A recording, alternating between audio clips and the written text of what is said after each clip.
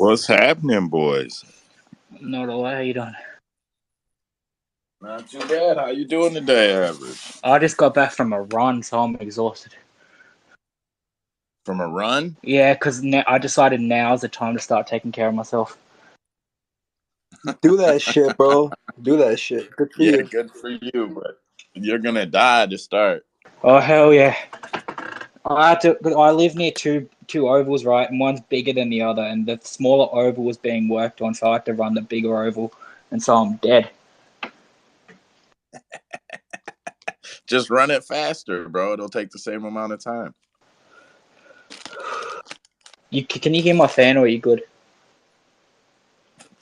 I pick it up a little bit, but it's probably fine. Okay.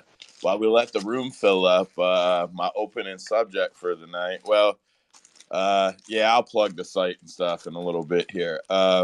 Man, so Luke Rockhold is a free agent now, and he's ready to, quote unquote, I think he said, beat some ass. And the PFL, PFL, Bellator, ONE, and boxing, he says, are all options for him. Man, I'm not like a Luke hater or anything, but come on. Enough is enough. Well, he never specifically said he retired, right? He just insinuated it. I thought he... Well, I mean, maybe you got me in a corner there. I thought he actually retired, didn't he? Well, he never, did the quote-unquote putting the gloves down. He just had his gloves in his hands and said he was old. Fair enough. Fair enough. He is old for the fight game, I guess. I don't know, man. I just don't want to see him take the damage. I'm not, like I said, I'm not anti-Luke Rockhold or anything, but, man, even against Costa, I mean, I guess he had some moments, kind of, but he was exhausted, man. He was exhausted. He was. People say that was the altitude. Yeah, I say it was altitude plus 3 years out of the octagon. Yeah, and I don't have Luke's stats in front of me, but I think he's like 1-6 and 1-5 in his last several. And that win is against David Branch. Yeah, I know. Not one to write home about, you know. I don't know. Again, I like him. I try not to bag on fighters. I sincerely, what right do we have? These guys are out there doing their best to do their best. I just, at some point, it's a little bit more than a fan. Like, I've watched you fight. I've become a little attached to you. And, I feel like Luke is going to fight until he loses it. Like, mentally or physically, can't walk away the same. I feel like he's just going to keep fighting, and I don't like it. It's that warrior spirit, man. Gotta channel that inner Mario Yamasaki.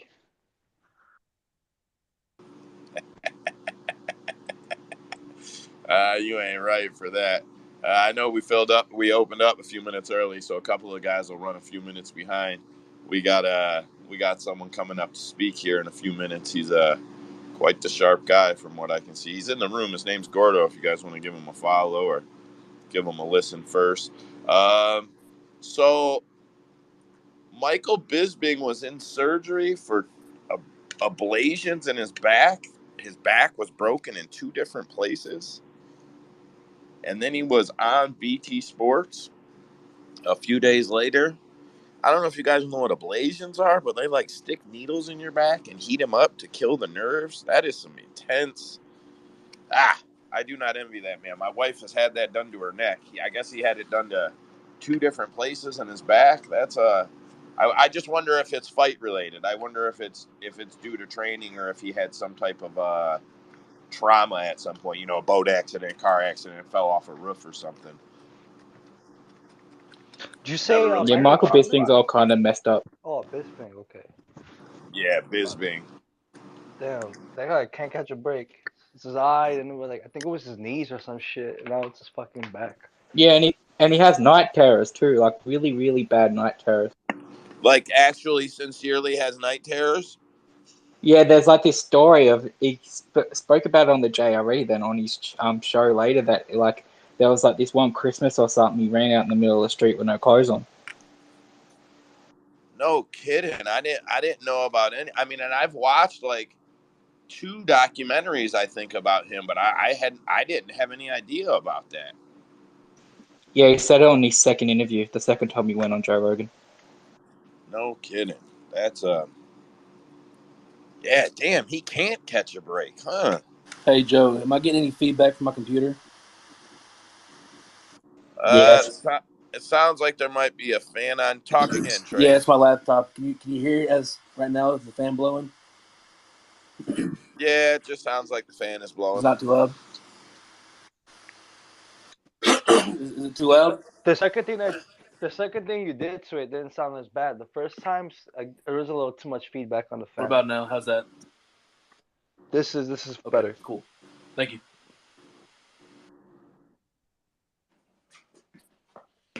All right, well, this is as good a time as any to plug the site real quick, www.ontopicmma.com. There's no ads, there's no sign up, there's no special features. It's just a list of resources for handicapping and breaking down fights, taping them, where to bet them, any weird resource we can find it all about them, you can find on there. DFS breakdowns, USADA, anything like that. I just list it all up there. If you guys see something you think is handy that you don't notice on the site, DM it to me and I can put it on there in a couple of clicks.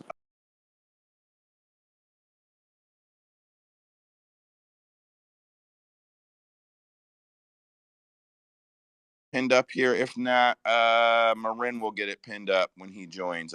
You'll be able to click up top, join the fantasy league, and it's free. You just pick against us. Last week's top 3 guys were, let me get this in order. I don't want to get it out of order and not give credit right where it's due because I know some of these guys will get on me. Usman was number 1, 8-2. No, that's got to be seasonal because it says dead picks is 18-17, or is 18-7, and that ain't from one card, bro. That's some bullshit. I know it was Usman, Beefy, and dead picks, though. The order, I believe, is Usman, dead picks, then Beefy. Now, I'm not trying to brag, but I was in 4th, just so you know. Wait They a don't minute. give I you. thought I was in 4th. Nah, Joe, you can never beat me. They don't give you points for even calling the fight right anymore. But do you get it wrong for calling the fight? We No, you couldn't do. figure You that get more out. points. You get boosted points. It changes the amount if you pick the if you Because pick. But I does it had give you the Moreno, wrong but I pick? had Moreno by decision, but I didn't get any points for it. And I had Gilbert Burns by decision, and I didn't get any points for it. Oh, I don't know. Well, Gotcha. Moreno was a technical knockout, wasn't it? I Well, would that's maybe like if just. you're. I mean, what I do is I just stick to money lines. I just pick the winner and steer clear of the outcome. You're going to do yourself a disservice by trying to pick by picking the method, because if you get the method right but the wrong round, you But on lose. the Fanatic side, they make you choose a No, you don't method. have to. You can do the money line. You just pick who you want, and then you just don't pick any method.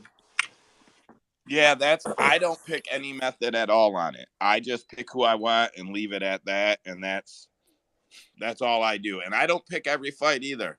I try to make sure I get at least 8 or 10 of them, though.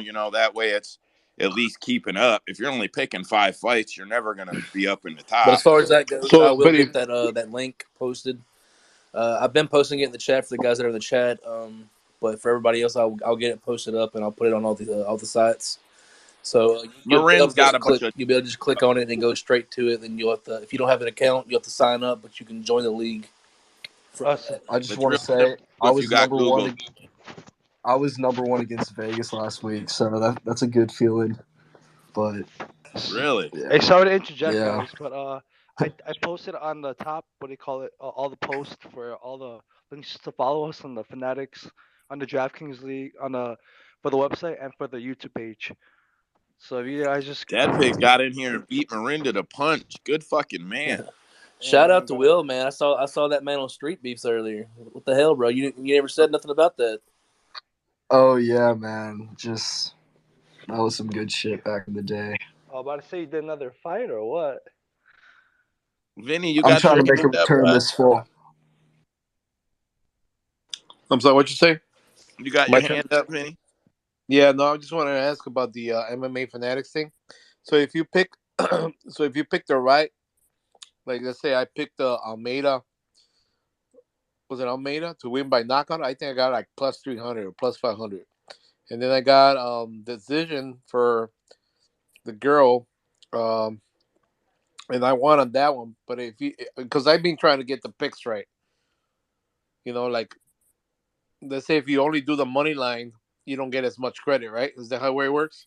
Yeah, I mean, you get more points, but I think at the end of the day, it really just matters on getting the fights right. I don't think it really matters the score as So far here, as so ranking. listen, our league shows the Vegas odds, like the Vegas money line, if you're winning or losing for fun, but we are ranked by win to loss pick ratio. So if you pick 10 right and 2 wrong, and the next dude under that is 9 and 3, you're gonna rank one, even if he's $1,000 ahead of you or 1,000 points ahead of you on the Vegas Oh, odds. so the points don't matter. Okay, I got No, you. those are just for us bragging at each other. You know what I mean? Hey, Joe, Yeah. don't mean to cut you off, but I see Liam picks fights in the chat, man. That's awesome, man. We're glad to have you. Feel free to get on the mic at any point tonight, man. What else do we got? Oh, I just wanted anybody a quick side note, and then we'll bring Gordo up. I know a few of the hosts will pile in over the next 20 minutes or so here. We're here a little early. Few guys were talking about wanting to do International Fight Week this year. DM me if you're going or if you want to go. We're already starting to track everything. I know the dates. I mean, I'm already looking at flights. I'm already trying to figure out if there's a Power Slap League event that week. Whether you like it or not, it would still be cool to go to the Apex. Do you know I'll the dates yet? You know the dates? Yeah. So the card is on July 8th. Fight week is from that Wednesday, which is the 5th, I believe. They'll open it on Tuesday, but it's just like a concert, and there's no real MMA people there. So usually, fight week starts Wednesday, Thursday, Friday. Saturday is the fight. I fly home early Sunday, so I know there's still a couple of event stuff on Sunday, but I never see it. I'll have the So it's scoop on basically that 4th of July weekend, right? yeah, the one right after. And then I'll have the info to get the VIP to the fanfare. I bought the VIP to UFC X last year. Like I said, I met 52 fighters. I waited in no lines, walked to the front. Uh, I got a hat with 52 UFC signatures on it. It's a lot of fun, man. So me and my buddy go every year, and I know a few of you guys have really expressed wanting to go. So if you have, hit me in the DM, and maybe I'll start a small group for that. So because I'm in Fight Club, so I see the first sale on the tickets. I don't know. I go a little overboard about that trip, man. I'm ahead on everything. Trace, go ahead. Yeah, let's go ahead and start. Let's get Gordo brought up on the mic. Guys, let's just try to use the hand method and try to keep the questions towards the end. But whenever there's dead air or something like that, if you want to throw your hand up, we'll get somebody on here to ask some questions. But so tonight's guest is the host of the Plays and Fades YouTube channel, where he provides free content such as DFS, which is daily fantasy sports, as well as full card breakdowns. He is also a writer and works on a podcast for Daily Fan MMA. He holds titles such as the 2021 Ironman and the 2022 Lock of the Night competition champion with a record of 36-5-1 in said contest. He had a total of 77.7 units profit and a 13% return on interest for 2022. Please help me welcome to the mic, Mr. Gordo Gambles. Very kind introduction. Thank you very much, my friend. Thanks for having me on. Absolutely, man. We're excited. Yeah, me too. It's nothing like it's a nice little conversation on an off week of fights, and I heard you guys talking a lot about that, Rockhold stuff and stuff like that. So always something to keep us busy. But happy to be here. Glad Yeah, to man. Our host Joe, he's pretty good at keeping us, flooded with topics to touch on and stuff like that. So we keep it pretty normal in here. Yeah, I tend to go a little overboard. The script or the docket that I write is like 1,500 lines for the show. Hey, Gordo, why don't you just kind of, I mean, I know Trace introduced, but why don't you just kind of tell us what you do on DraftKings? And then I got a not like rehearsed questions, but I got a slew of things I jotted down. I think we'll be able to carry a nice conversation for a little bit here. Yeah, sounds good. No, I am a primary DraftKings player, although some certain laws being a Canadian in Ontario though has kind of altered that a bit. But no, I started playing DFS a few years ago. Whenever I turned old enough to do so, I am a younger player here, but in doing so, I wanted to go all the way, give myself as much resources as I could. So I put my heart into it, did a lot of research for it, and it's turned out okay. But in doing so, I realized that it's not just about making money, but you're able to go out there and help people as well. So I've had the luxury and the opportunity to make content and hang out with some great people, such as Liam in the chat and a bunch of people like that. And it's been a really fun pastime. And then there's some great contests going around that, such like the contest that you hold where you have a DraftKings league. I know you have that, or the Ironman contest. Just great ability to turn a sport that we love from a entertainment perspective and put a little spin on it, just as DraftKings does. So I've fallen in love with the DraftKings scoring each and every week. And although there has been some rough patches with the late swap and stuff like that, it's still been a fun way to watch the fights, and I look forward to doing so every week. So you said you're in Canada. I'm sorry if you said where at. I was listening, but did you say exactly where you're at? Yeah, You like I'm in Ontario, so I'm in the part that was banned because of the James Krause law, and DraftKings is still not absolutely. available here. But I am on the border, so I can just drive across to go place my lineups, no problem. Gotcha. So, were you able to do DraftKings at 19 over there? Like, I know, so I'm from Detroit, right? And morons from Detroit, as soon as they turn 19 years old, pile over the border over there and get drunk all in Windsor, and then try to get back over here. But you can gamble, you can drink and gamble at 19. So, were you able to actually do DraftKings at 19 in Canada? I'll one up you. I was able to do so at 18, and living on the border of Quebec, where drinking is also at 18 as well. I was able to have some decent times. You got those Australian laws. What's that, sorry? You got those. You got you got those Australian laws. That's 18 is in Australia as well. Oh yeah, pretty much. Only in Quebec for some reason, but no, where I went to school, as soon as everyone turned 18, you're able to head up the bars on the other side of the border, and you're able to play DraftKings here as well. So I actually started when I was 18, but I was watching the sport ever since I could, right? So when I was finally able to, you know, not put money on it, but able to watch it and get more interested in it, I definitely did. And so it's been a few years of that now. Very nice, very nice. Definitely gives you a small leg up as far as experience time, right? I mean, I guess you could figure it out if you wanted to bad enough. Okay, so let me. I'll start off here. Um, this isn't like on you. This isn't what you do, but you are like a DraftKings guy. What is the Rainmakers deal? Pay per view? What do you know what that is? The UFC Rainmakers deal. Do you know what that is? Do you know what, man? I would not lie to you. I have no interest in that, and I have not looked into it at all. I know it's some of the heavier contest prizes, and I should be looking into it more, but I have really, really stayed away from it. I haven't even opened up the packs that they've given me, so I'm not the best to ask about that. Oh, so you get packs. I just seen a advertisement today, so I'm like, man, I don't even know what that is. And you know what, man? I'm sure they are pretty cool, but that's just not something I've gotten into too much, and I'm probably not the best guy to ask about. I don't want to spread misinformation. Yeah, very, very. Like I'm not even really sure, but just from what I gathered from it, it sounds like you open card packs and then you have those cards available to play. Or I guess you can purchase more. I'm not really sure how it works, but it sounds like it's almost like fantasy, but with But cards. he's incorporated maybe or something as Yeah, well. it's like I guess you have to have ownership of that player to use that player. I'm not really sure though. Like I said, that's just me glancing over it. That's weird. I mean, good idea, I guess. It kind of incorporates like what they do at what is that, UFC Strike or Prediction Strike? Prediction Strike, I think it is. You can buy stocks and players and sell them. Here, Gordo, we had someone in here, the Degenerate 75, that we talked a little bit about DraftKings. So most of the guys listen to this are pretty familiar. So we don't have to go to the what is DraftKings and how does it work level. We can kind of jump past that. And I'd like to ask you about some of your strategy.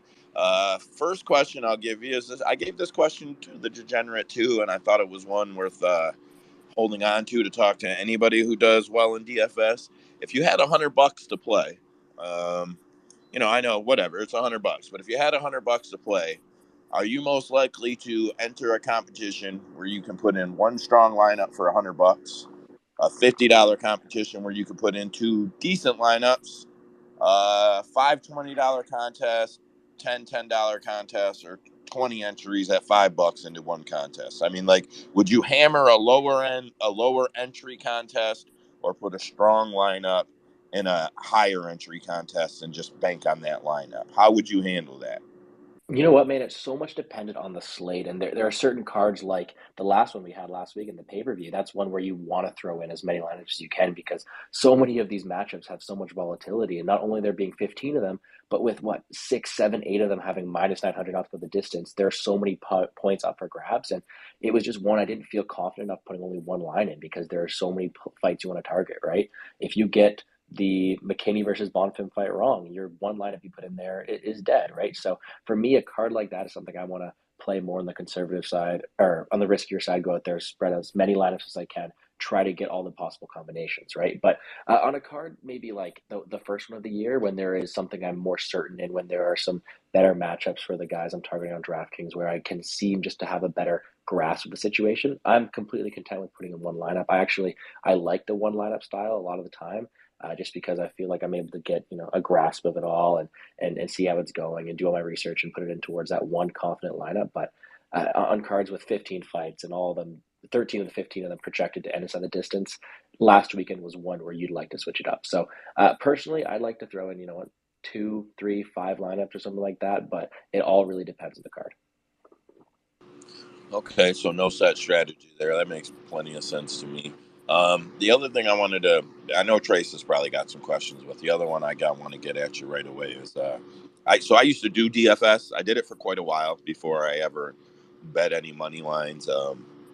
It was just fun. You pick up your phone, spend a few bucks, enter some contests, and then I enjoyed Spaces. Spaces is more money line based, so kind of swung me that way. But how do you handle like top salary, high salary fighters? Like if you got a guy, it doesn't really matter. Like we don't have to argue, who's the locker, who's the greatest. But you got a guy like that's $12,000 salary or $11,000 salary.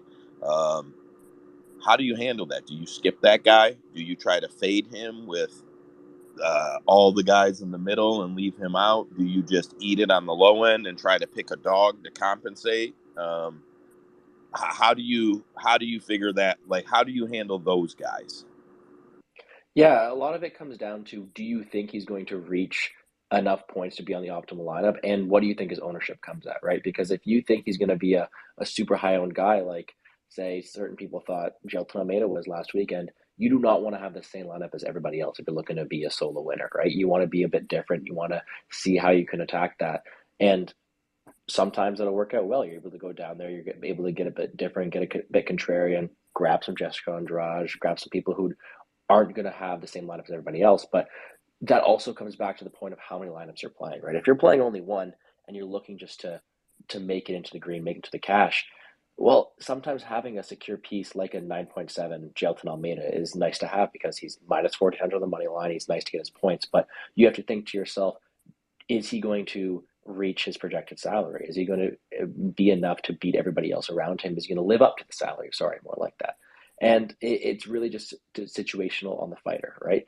So my approach typically depends on what I think the ownership is going to be and how often he's able to hit his ceiling. So I like to build a ceiling at what percentage does he win the fight and what percentage is he going to finish. And based off of those percentages, I'm able to see, okay, maybe it's worth paying up for him because he's going to win and get enough points a lot of the time. Or sometimes I'm like, I can see a decision happening here. I can see some low volume. Maybe it's better to stay away from him. But it also comes down to ownership at the end of the day as well. Okay, fair enough. And I don't mean to say fair enough, like I don't think they're great answers. I just don't want to keep rambling on because I have No a problem. to do that. Trace, go ahead. Yeah, I'm going to steal one of Joe's questions. I think it's a good one. Do you look at the salaries before you pick your fighters, or do you pick fighters and then try to fit the salaries? Oh, that is a good question. I guess if I'm trying not to think too hard about it, I do have my research done typically before the salaries are out. I have my tape study, my research done maybe a week prior, something like that, just to be ahead of all the lines. So I guess technically I have a perception of what I want my lineup to be because I just want to pick fighters with high upside. But it then comes down to when I see the slate come out, it is going to adjust it. It is going to change my perception of how I'm going to play these players. So I guess it does come down to the salaries, but I will tell you, I do have my research done prior. I do know which underdogs I want to target. I can tell you already what underdogs I want to target for the next card as well. But it does come down to if I can fit them all into my lineup at the end of the day, I guess. Okay, so do you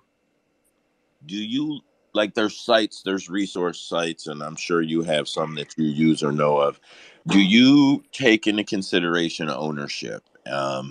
And like I asked Degenerate last week in his reply, I said, so generally thinking, generally thinking you would figure, all right, I got a few strong guys and I got to fit a dog in or a low salary guy, which is typically going to be a dog, right? I got to fit him in, and this guy's got high ownership. I think I'm going to throw him in there because a lot of people are on him. Or do you do what Degenerate did and assume that the public is going to be wrong and avoid those guys that are the dogs with high ownership? Essentially, fade the chalk. Yeah, and that again comes down to the risk you want to take, right? If you're willing to fade the chalk, if you think you have a decent grasp on how the fight's going to go, well, if someone's going to be 50% owned and you go the other side of that, you're beating 50% of the field immediately if it wins, right? So I do tend to like go for those lower ownership plays, especially in GBP competitions, just to get a leg up, find a lineup that is unique and has high upside. Um, but I'm completely content with playing chalk in an underdog price tag, if it's one that I see having more upside, right? So I like to base my projections of ownership based off of not only my own projections but the ones at Daily Fan and MMA, and having those in my mind is allowing me to say, okay, if not only me but a lot of other people think that he's going to be a very popular underdog, maybe I'll stay away from him. If a lot of people think that, I don't know, Munir Lazez is going to be a really popular underdog, and I don't think he has as good of a chance as everybody else does. Maybe I'll take the risk and stay away from him because so many people are going to have exposure to him. And if I don't have exposure to him, I do have a leg up on the competition. So I am more the guy to fade the chalk and be a bit different. And you know what? Sometimes that comes back to haunt me, but a lot of the time it also makes you be a bit different and allows you to get a step up on competition. Trace, go ahead, and then when you're done, I'll get you on their average.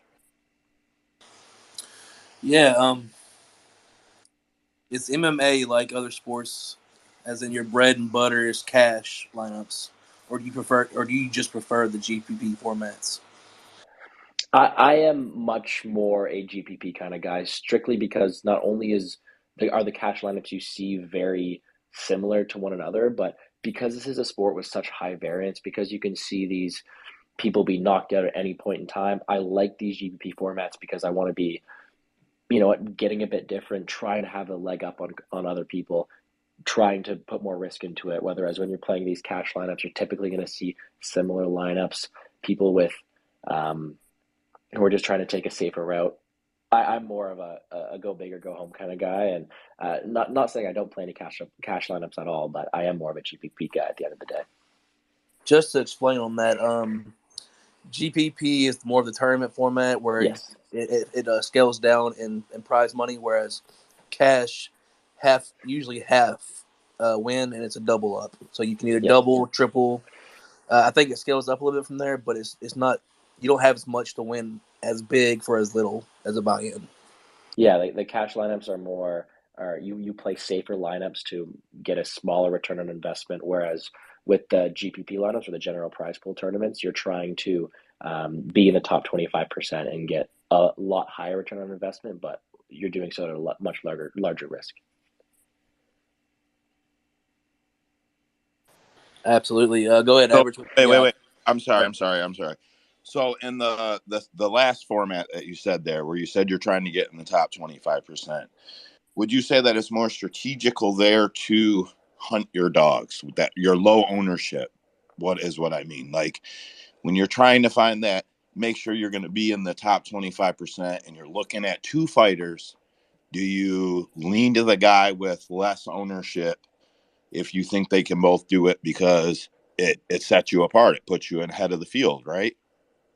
Oh yeah, I think ownership, especially in those big prize pools, are one of the most important things because you're trying to get different, you're trying to be unique, and um, again, when you're looking to find, when you're comparing two underdogs, not only to take in their ownership, but also at what percentage do they get that first round finish? What percentage do they have that high ceiling?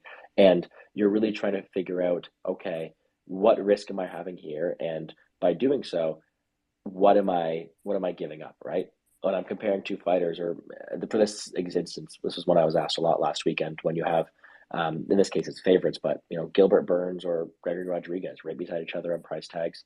Although Rodriguez might have been a bit more popular last weekend, he had first round finish upside, but he didn't have that same type of, security, right? He was probably going to go out there, he was going to get a finish himself or get finished. Whereas I thought Gilbert Burns was either going to get a finish himself or lose a decision, right? I didn't think he had that same insecurity as well. So you have to compare their not only their paths to victory, but the same way they're going to lose, and take that into account as well as the ownership as well. So I have a question for you, Gordo. How are you? Do you have a way that you know to? Sorry if I cut you off, Average. I thought you were done with your question. Have you figured out a way to find out ownership for them before the competition begins, before they give you it? Like, how do you go about figuring out the ownership? No one will ever know ownership for sure, but you can get a general grasp based on, line movement, and the same way that you can hear people talking about it online. But not only have I been doing it myself for a few years, but also there are many great websites out there who will project it for you and are usually pretty spot on when it comes to that. Daily Fan MMA being one of them, and it's not going to be a perfect science, but I mean you're able to get a good grasp of who you think is going to be a popular underdog, right? Like if you had to think who is going to be more popular last week, someone like Lauren Murphy or someone like Ismail Bonfim, right? You're able to think who's going to attract more of these ownerships, who fits in better, and these websites also help out with that.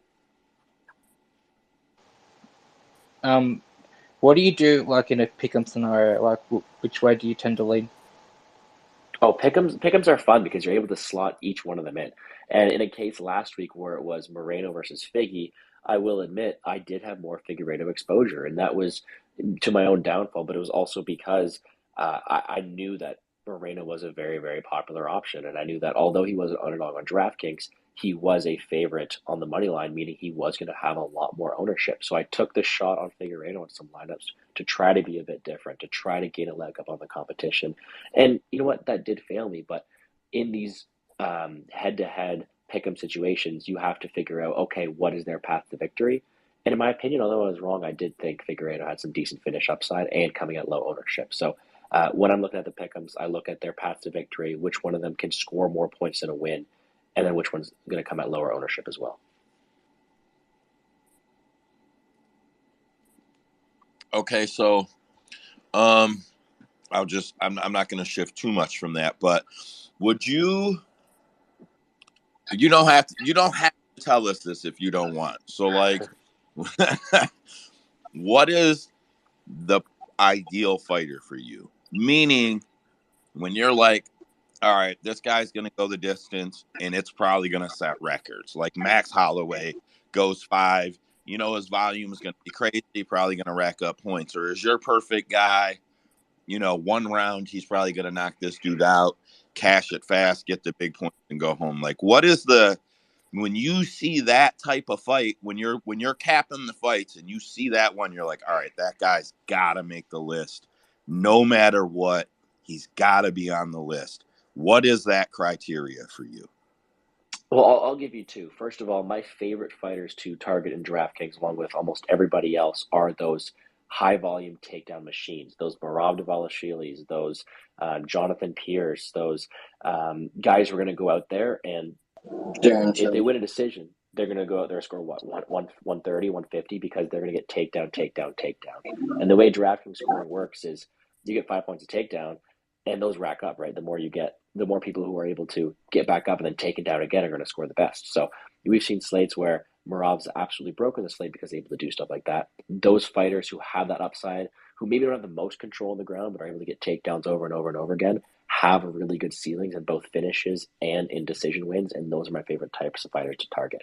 But another thing, not only fighters, but the fights you like to target are those ones like last weekend, those Craig versus Walkers, those McKinney versus Ball themes, the one where it's Hey, like minus 200 to end of the who first invited round. Dylan So Dennis? Fuck that nigga. He's a bitch. Fuck that nigga on dead homies, nigga. Fuck Who Dylan is Dennis. who is You're a on the mic? bitch. Okay, then. Hey, kick this guy. Who the fuck is this Out of guy? shit, nigga. Hey, Wayne, shut the I got fuck him. I up. got him Kick out this of guy. here. I got him out of here. It was that Wayne guy. Yeah, I kicked him. I didn't even know Dylan was listening, to be honest. Yeah, sorry okay, about that, Dylan. He's not one of us, bro. We don't speak to our listeners like that. Yeah, I would Sorry, Gordos. see Dylan. We didn't mean for that to happen. Man. That's ridiculous.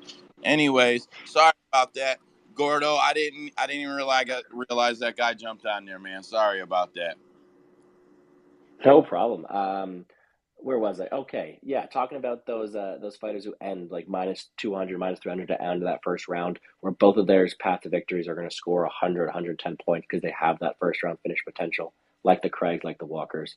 Those are also great to target as well. But to me, DraftKings Gold are those high takedowns, high volume fighters who are going to go out there and never stop pushing forwards and score a lot of points in the process.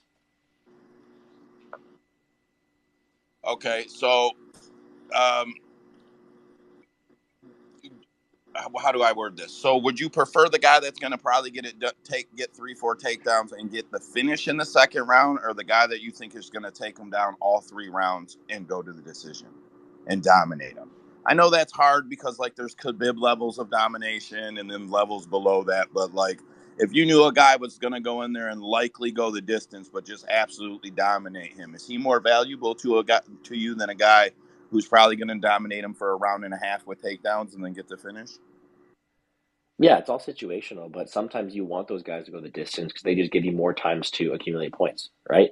Um, in a case where you can have someone like Bonfim who's going to go out there and probably win in that second round, if anything, and score decent the process. Well, do you want him or a guy like Marab who's going to go out there 3 rounds and put up takedowns after takedown every single round? Well, I want the guy who has more time to work, right? But it's all situational. It depends on salary, depends on ownership once again. But if you got those DFS gold, like you like to say, sometimes you don't mind them going the whole 15 in order to accumulate points. Yeah, that just, I don't do a lot of it. That just seems like the guy that you would want to me.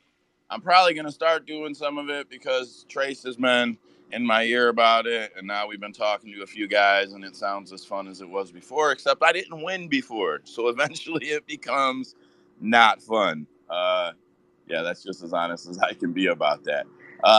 Last question I had on my list. What is the single most important factor when trying to balance a lineup? I know you've talked a lot about your lineups and how you do it, so I know that's been covered pretty well. But what is the one thing? Is it making sure that like max entries? So let me stop there.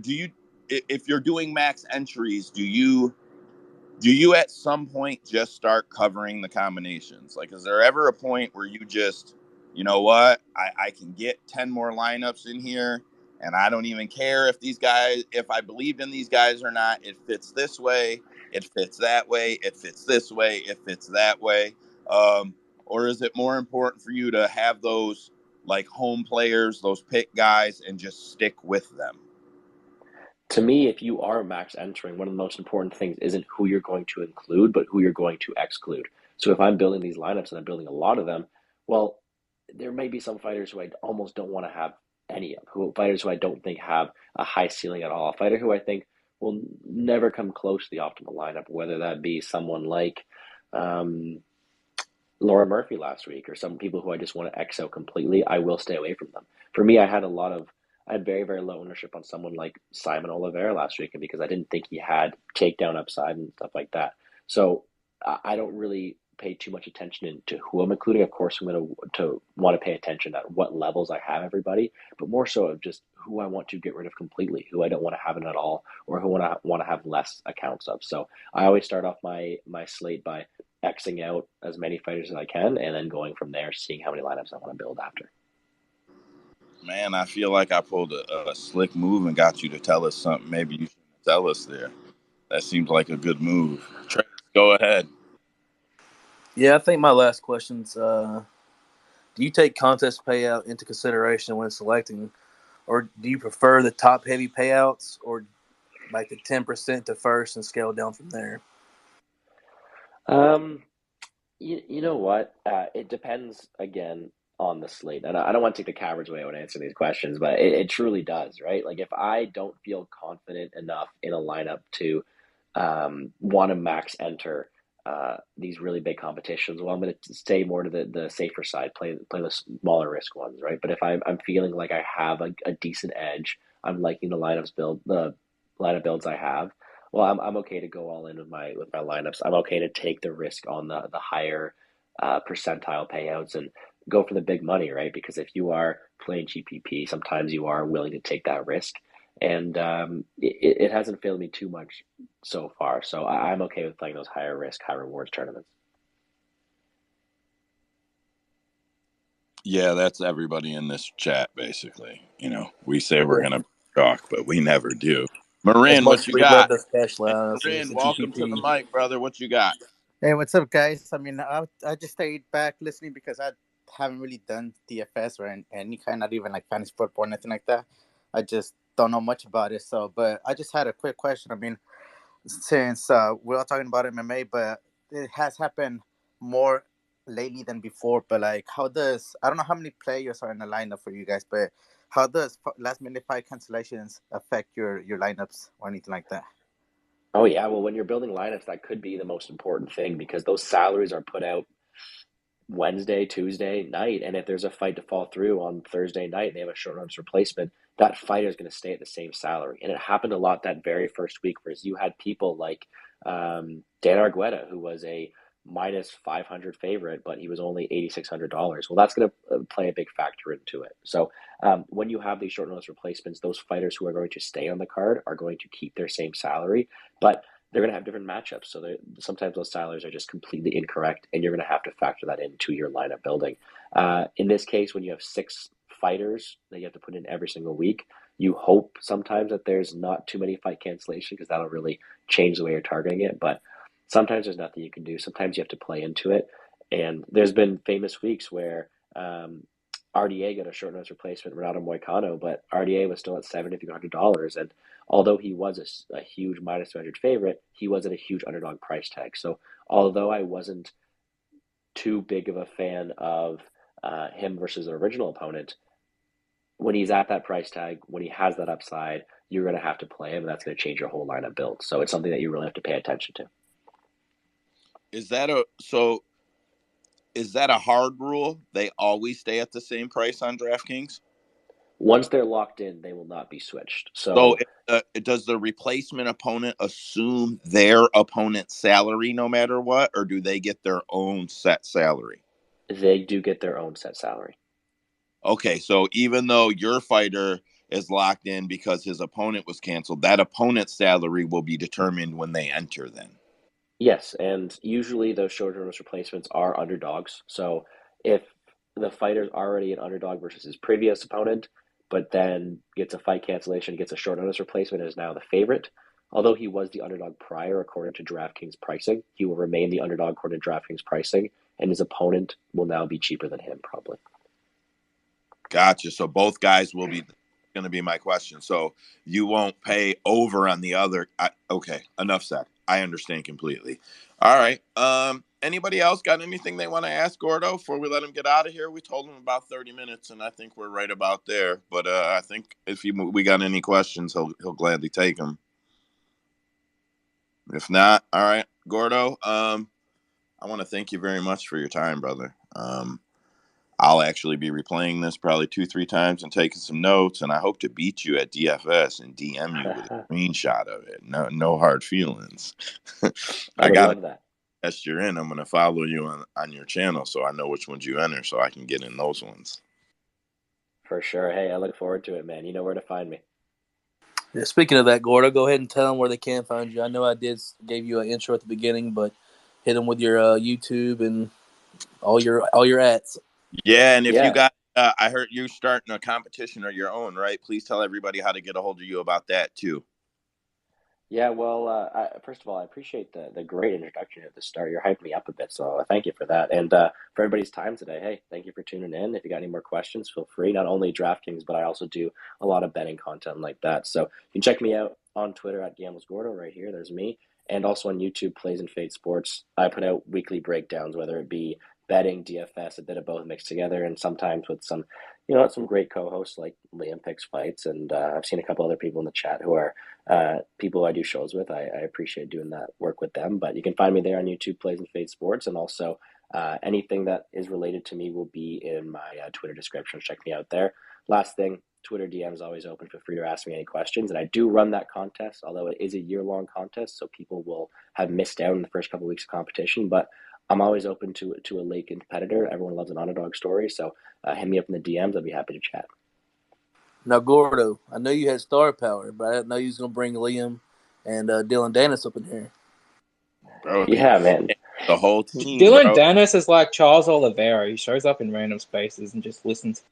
Hey, I loved it. Hey, Usman put his hand up before we let Gordo get out of here. He might want to ask Gordo something. Usman, go ahead. No, I just wanted to spread a little love. I know I didn't do any tape for Dana White Contender Series this past season, but thanks to Gordo and Liam Pick Fights, I went ahead and came up that season. So go ahead and give them some love. Check out their channels. Good, man. Good Yeah, plug. very, very underrated channels for sure, especially like Gordo. He's the dude. I mean, I've seen him skyrocket as far as viewers and followers since then, but I mean, the guy's channel is very underrated. He's a sharp guy. Hey, it's a tough space, even for the sharpest guys. I tell you what, I do all types of weird research. You guys know how much time I put into this space. Spotify has 1,260 podcasts dedicated strictly Nerd. to A. And I can vouch for Gordo as far as the DMs. I stay in that dude's DMs. He's good at getting back to people. They hey, a Joe, tough space, so follow these guys while they are here. Vinny, what you got? I was just gonna say, how many did you say Spotify has? 12,000? 1,260 dedicated podcasts dedicated to MMA. I counted them today. Anyways, Gordo, before we take off talking about this other stuff, Gordo, you're welcome to hang around, but we're gonna get into UFC. Recapping 283. I thank you very much for your time, bro. I'm going to clip this. I'll put it on our YouTube channel that we just got going last week. I'll send you some links. I think I know how to tag you over there if that's possible. I'll try to do that. And thank you again, man. Sounds good, man. Thanks for having me on. I'll come and I'll listen to you guys a bit, but the floor is all yours. And have a good rest of your day, guys. Have a good one, brother. Hey, I have a quick question for Gordo before you leave. Sure. Hey, not to say anything, but Canadian fighters are really bad. Oh, yeah, for sure. Do you ever bet on them? Man, sometimes, you fall for the trap, and I might fall for that trap coming with my girl Jasmine Jurjevicic. I know she's going to fight booked up here, which is never good. But no, I typically stay away from those Canadian fighters. We know their track records. We ain't got no GSP coming in anytime soon, so be careful. Right. I know I've lost some coin on Charles Jourdain, so we're going to be careful in 2023. All right, Gordo, I got to tell you before you get off the mic, this man has a Canadian fade that he talks about every week, and you just solidified it into infinity for him, whether you realized it or not. You solidified it into infinity for him, and I'm never going to hear the end. We were never going to not hear the end of it anyways, but now we re-rev those engines. Hey, what happens when Lainez fights Malad, man? You got two Canadians back-to-back. How do you fade them? Double knockout. You got to flip a coin, man. You got to flip a coin on that one. Nah, Vin, you got to take the draw there. There you go. Double knockout. Yeah. Or don't bet. Now, I don't subscribe to the Canadian fade, but I'm not gonna lie, it has worked out in my favor. Oh, I do not blame you, man. We're gonna stick to putting out some championship hockey teams, and we'll stay at that. Don't worry, I'm Liam. guessing Brazil's here. We love Brazilians here. That's number one rule, man. Got to stop Brazilian hate. All right. Okay. There you go. I'm There you gonna go. I like that. I'm gonna mute him out for a second. All right, we're gonna switch over to UFC 283 review. We will babble on about any subjects we can around here, so I got to be sharp about changing them. I'm gonna lap it here for the timer. Dock some time here. I'm going to run off some stats, and then we'll talk about the fights, because, you know, I always like to run off all these dumbass stats that I collect all the Sick time. card, before we start. Sick card. That card was good. It was. The numbers look nice. It even looks nice when you say it by the numbers, too, right? So I got a bunch of salary numbers, but those aren't as appealing as 15 fights, 33 rounds, only 5 went the distance over 17 rounds, 7 knockouts over 12 rounds, 3 submissions in 4 rounds. The submissions were actually like, they were fucking hot, man. Like, it was nice to see. 15 bouts went 2 hours, 27 minutes, 14 seconds of octagon time. Betting favorites and headliners improved to 1-1 this year. Betting favorites went 11-4. They did not reveal the live attendance gate figures. 13,604 people. Debuting fighters went 4-2. Performances of the night went to Bonfim, Ismail Bonfim, and Jailton Almeida. Fight of the night went to Glover and Hill. Total salary, base salaries on the night was $3.416 million. Total bonuses, including total win bonuses, $711,000. Total compliance pay, $359,500. Total UFC bonuses, $400,000. Total pay-per-view share estimations, $1.3 million. If the $1.3 million or cashes, that puts total salary for the night at $6.186 million. They said there were 11 medical suspensions for 180 days, but I was only able to find 8 of them. Glover, Murphy, Alves, Dalby, Nunes, Pontiera, and then they said Hill and Figgy up to 180 days. Figgy has a fractured orbital. I don't know who the other 3 fighters are. I Googled it. I YouTubed it. I searched it. I Twittered it. I don't know. Why would Hill need a medical suspension? I have no idea, but Brazil is saying up to 180 days for him. And that all came out, honestly, in the last couple hours, so I didn't have a ton of time to hit it. Highest paid fighter of the night with pay-per-view estimations was Davison Figueiredo at $1.29 million, Glover at $1.09 million, and then Brandon Moreno at $834. Burns cashed $405. Jamal Hill only cashed $392 with sponsors. I got everybody's pay. I won't go through all of them, man. Jamal Hill beat Glover's ass. I don't know if you guys watched that fight or not, but he beat his ass. He became the first fighter off of Dana White's Contender Series to win a title, the 16th light heavyweight champion. Landed 232 significant strikes, the new single fight record for UFC light heavyweight bouts. Yeah, Glover retired. His coach, John Heckelman, had a debate in the corner between rounds 4 and 5 with the other 2 cornermen, from what I can understand, and he was outnumbered. He wanted to stop the fight, and they encouraged him not to. He retired because of it. So Glover and his head coach retired. Jamal Hill had the highest collective bonus pay at $182,000. Man, I thought Jamal looked great, but I'll be honest, I don't know. I don't know if he looks Alex Pierre great. I'm just being honest. I don't know if he looked that great. Trace, go ahead. That's gonna be a Let's be good fight. fair though. Let's be fair though. That's not how. I mean, that's not how we saw that fight going. If he was going to win though, with that being said, Glover's only been knocked out by a few people, maybe one, and that's Rumble. I know Rumble for sure. That's elite power punching power.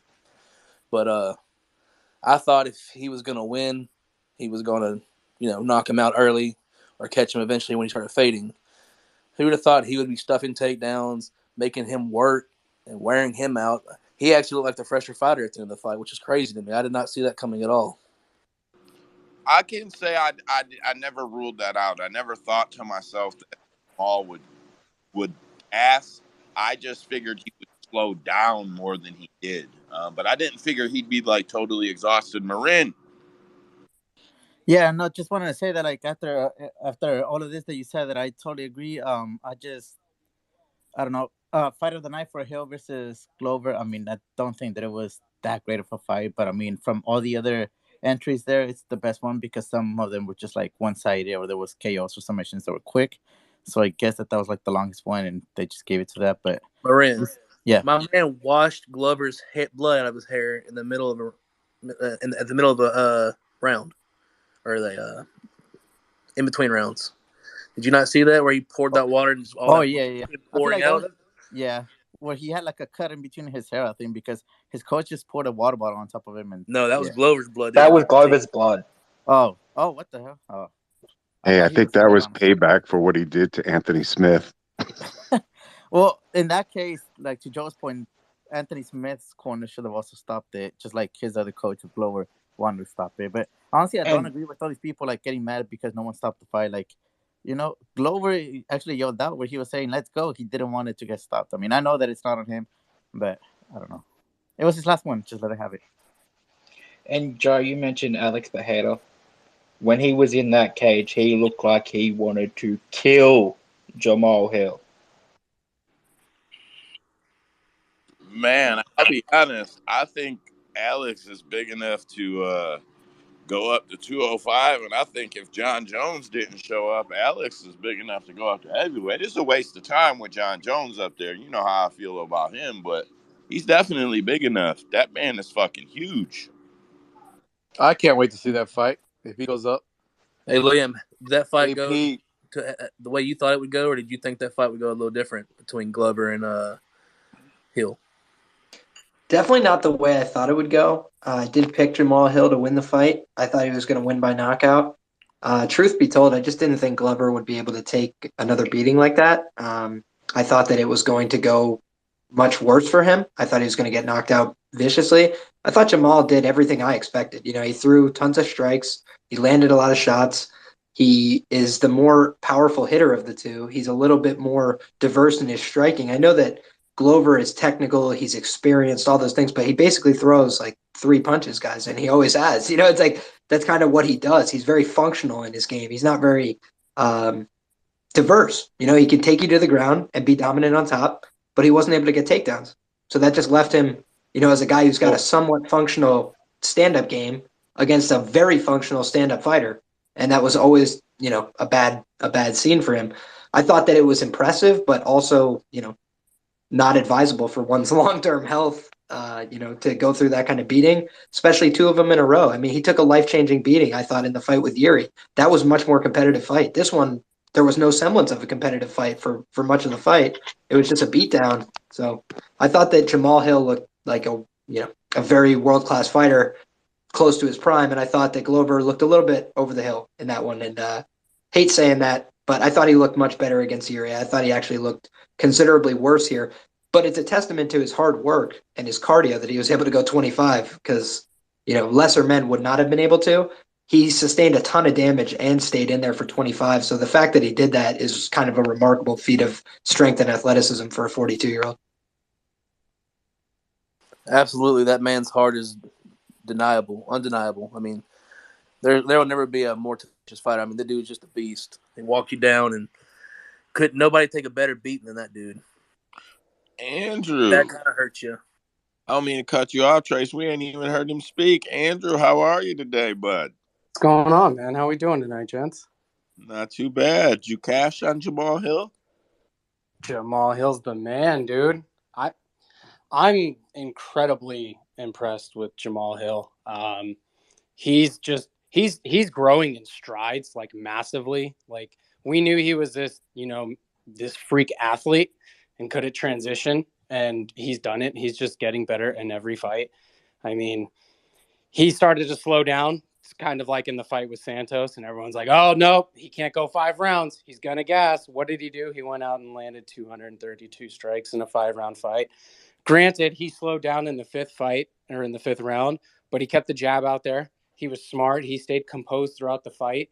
There was like 1 or 2 moments where he got a little bit out of control, but he settled down, kept the jab out there because he was tired. You know what I mean? I know he watched that Gus tape because, man, that boy was landing that uppercut. Jesus Christ, man.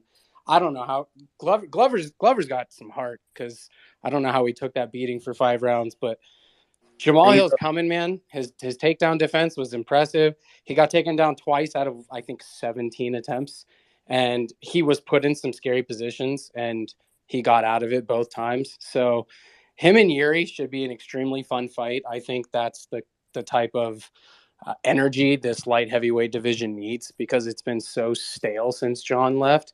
And I think a fight like this can be bonkers and could potentially bring it back to life. A youthful fight at that, because for the longest part, the light heavyweight division has always been like the older guys that are finally fading out. You didn't have much like a big surge of young guys until here recently. Yeah, I feel like there was definitely a, speed due to age disadvantage. Vinny, what you got?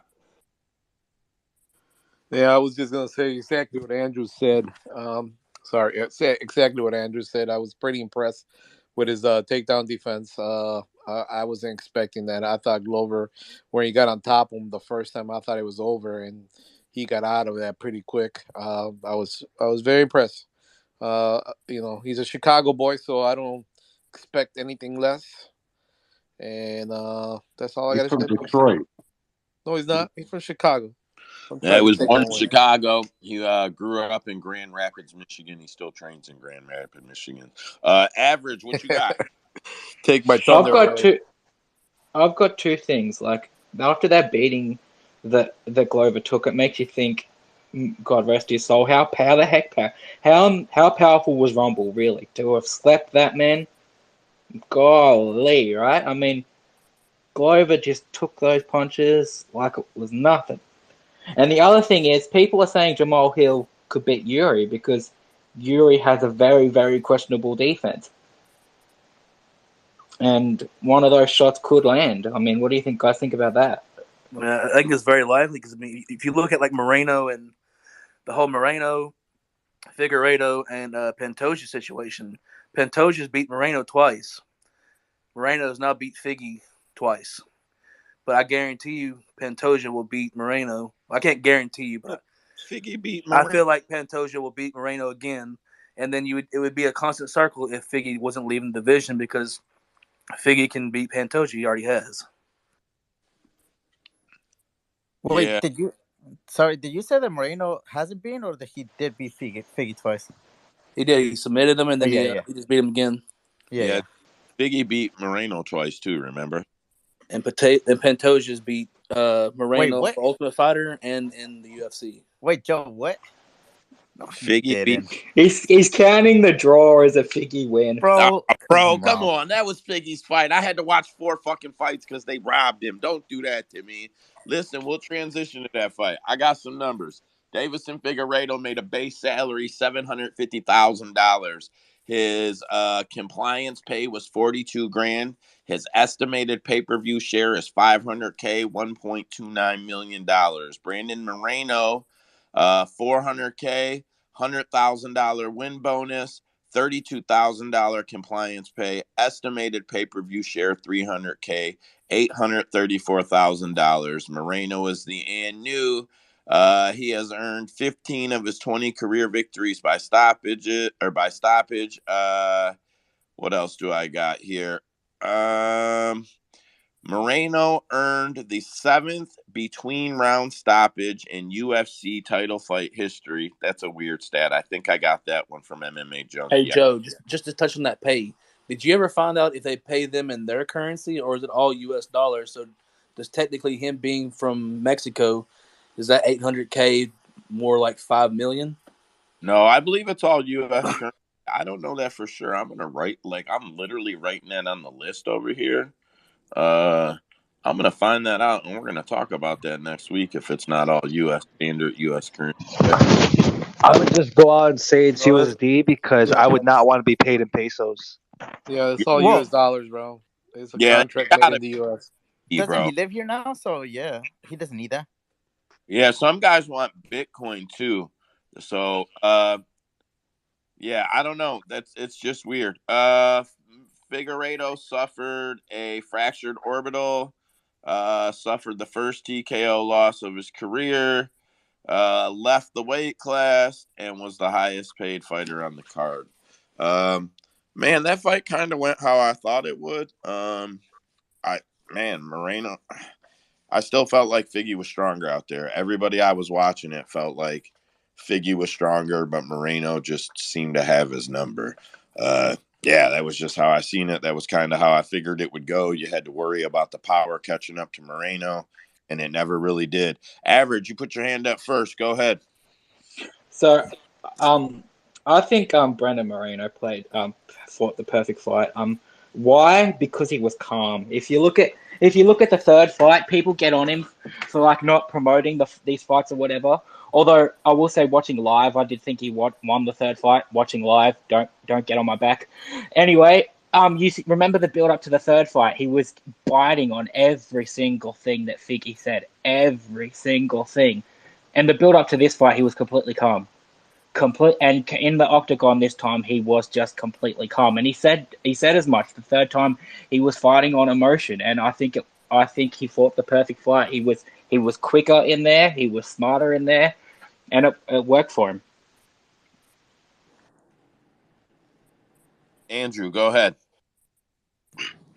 Yeah, I don't really have any input on this fight. I just wanted to express my gratitude that this like little matchup is over. I don't have to see these two fight again anymore. I'm very thankful for that. I've had to do it 4 times. I think it was like 2 times You too loved many. it. Be honest. The fact that they did them like all back to back is, I mean, obviously there was an injury that prevented that, but you know where I'm getting at. It's just, in my opinion, it's just been very stale. The flyweight division can finally move on now. We can get something going. I'm happy this is over. So yeah, let's go, guys. I agree with that for the number one reason that I actually felt like the flyweight division was starting to get exciting. And like, come on, who the fuck thought any of us would ever say the flyweight division was starting to get exciting?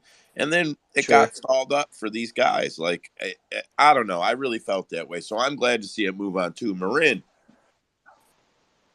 Yeah, guys. No, I mean, obviously, big Moreno fan, and he won. I mean, I'm honestly like, I also like Figueiredo. I just don't like his antics before because I never liked these villains to be called or whatever. But honestly, like when Figgy like beat the shit out of what's his face, the guy who was retired, who's dating the one reporter, Megan O'Leary. I forgot his name. Benavidez. Yeah. But I mean, Figgy, honestly, like, I mean, I get that we're tired of seeing these guys fight 4 times in a row, and not really like in a row, but like 4 times. But also, like, it's always Figgy's fault. Like, think about it. Like, he won the title from him, but he missed weight, so they had to fight again. And then the draw, allegedly, he was with the flu, and then the fouls. He made the fouls. Like, he's a cheater.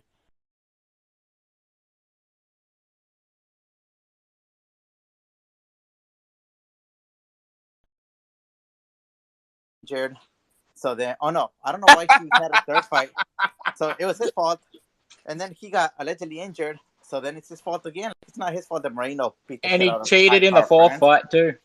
Did y'all think it's anything to do with Marin's tendency to favor Hispanic fighters? No. I partly agree with him. I mean, in that moment when he said, So he's a cheater.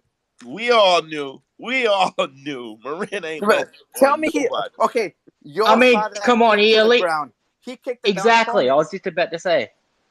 I mean, look, I did you mean, see it Moreno? wasn't hard, and All like it I'm wasn't gonna saying stop is, the if you fight. were in a fight, Marin, you would have did the same thing Figueiredo did.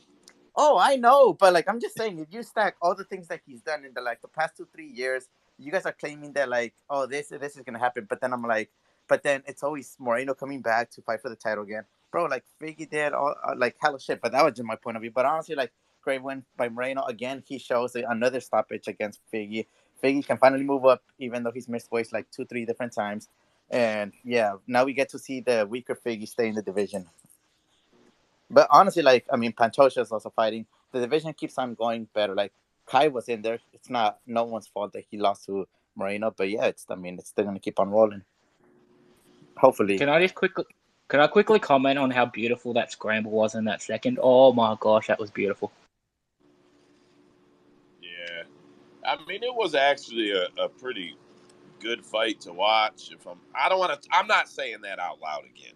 Senko, what you got? Bro, come on. What's up, boss? What's up, everybody? It's been so long already. First of all, I want to know who was by my house here and ate my porridge, damn it. And, with inflation, it's all I can afford is porridge. So, Porridge Goldilocks is still a pay you a thing, man. visit? You should Did have what? been Goldilocks pay on you a Hill, visit? bro. You could got It some. was either eat porridge or give up Twitter. And I'm not giving up Twitter, So, anyhow, my thoughts on the fourth fight for these guys. You know, if they didn't have names or brand, you wouldn't know it because it's just a great fight. It's a good fight. It ties up other people and other people's careers. But if that was the only two fighters I could ever see again, at least they're entertaining and they have an entertaining value and it's suspenseful and they have really good scrambles. Anybody else? So I'm gonna cap this fight, but real quick, without big debates. Everybody throw a name out there. Who's Moreno's first defense? I think he already promised Pantoja. Oh, did he? Yeah, that guy. Yeah, Yeah. backstage, like It he better talked be to him, and then Pantoja. he's like, "You're next." And then I think Rival should be up there after Pantoja. But yeah, he already promised it to him. The video went around. Hey, Marin, I'm gonna Yeah, get you a link sent over for yeah. the DraftKings for the DFS. If you could get that posted on the wall for me. Oh yeah. That's actually already at the second Bro, bubble. Dead Picks hit Oh every one, yeah. bro. Every one of them. He came in killing shit. Ah, my Sorry, man, man. hey, I was telling him in private messages earlier. Shout out to Dead Picks, man. This dude's been killing it lately. He's been doing all kinds of stuff, all the tweeting and promoting. I appreciate you, man. You've been doing a lot for us. Yeah, that's good to Man, see. I just gotta start taping again, bro. That's the main thing I gotta worry about. But yeah, I'm trying to do what I can. All And right. been killing it in the Fanatics app. Killing it. Was it like 3 weeks in a row you were in top 2? Yeah, I'll be honest. If you haven't been taping, don't start now, bro. Just bet that shit. You're fucking, I'm excited to give this man my money in that fantasy app. bro. I'm taping the John Jones fight already. For what? Ooh, Fuck you gonna tape that fight for? I do it. Just for Why? fun. Bro, Just for fun. What? Who's Just your for pick, fun. Average? Who's your pick?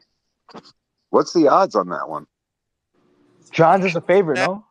No, John's it's a only the underdog. gift. It Yeah, doesn't but matter. what's It's a gift. hey, It's a wait, gift. I'm Joe. I'm betting just It's a on gift. Take that motherfucker. Hey, The Joe. MMA Wait. gods. John Jones, obviously, but I'm just taping it for fun. So Hey, so Joe. he opened as the favorite and then went to the dog and then went back to the favorite is what I seen. Joe, should we not move on and like keep on talking about the pay-per-view? I I think have Oh, one Tracy question forgot real his I'm quick. time. about to lap this Liam, here. hang So on, Joe. Gilbert Burns Hold on, versus Joe. Neil Magny. Wait, Liam, are you okay with French hate though? I know you're against Brazilian hate. There's a lot of French hate in here. I don't give a I fuck about mean, that, after that Imavov performance, I mean, it's all fair game as far as I'm concerned.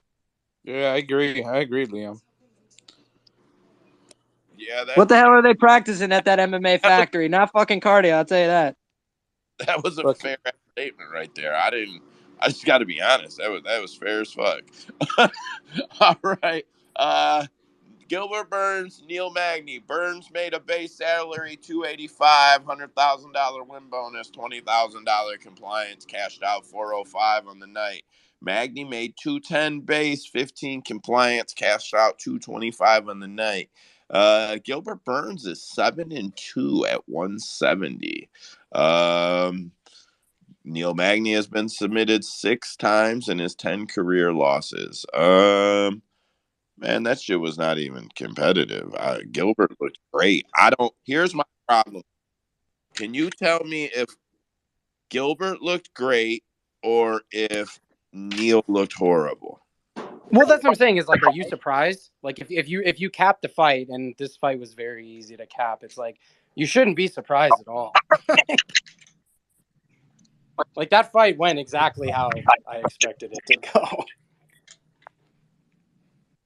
I mean, I expected it to go Gilbert's way with ease, but like, man, Gilbert's really good. But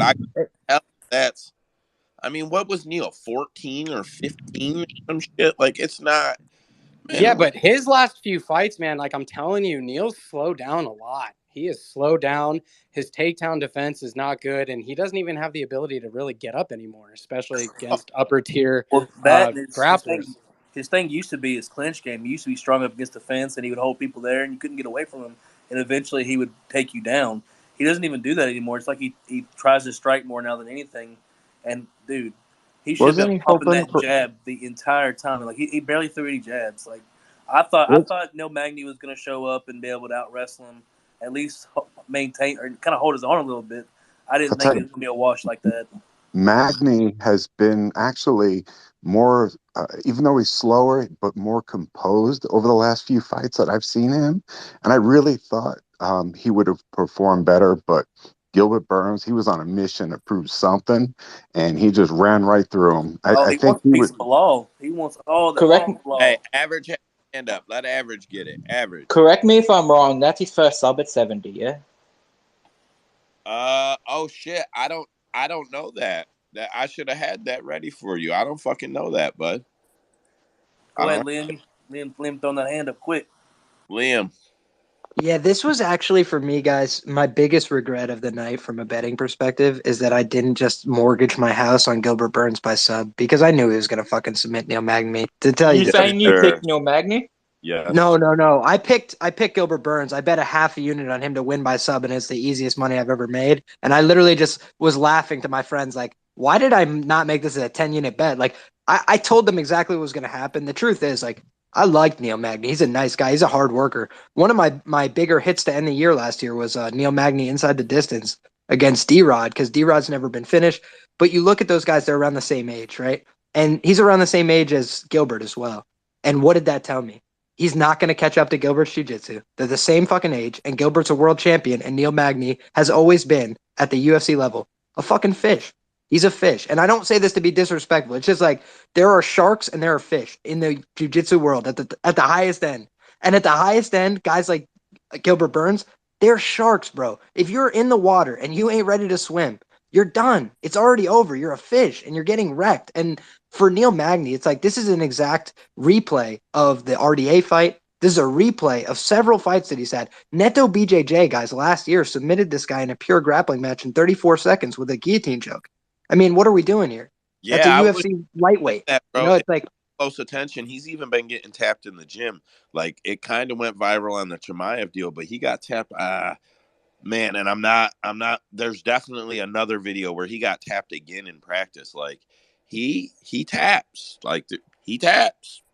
he trains with good guys, but he's just not one of them. Like he's just a guy that's trying to get better at jiu-jitsu. So if you go out there and have a fight on the feet with Neil Magny, he'll still embarrass guys in the UFC, guys that are talented, guys like Jeff Neal. That win is fucking unbelievable that he has that it aged so well. But it's like those are the kind of wins he can get. If you want to swang and bang with Neil Magny, he'll wrap you up and make it uncomfortable. But if you consent to having a grappling match with Neil Magny, his clinch game falls apart because it doesn't work when you can really grapple. And Gilbert can really grapple. So I was like, yo, if he tries to get in the clinch with this guy, Gilbert's going to body lock him and throw him.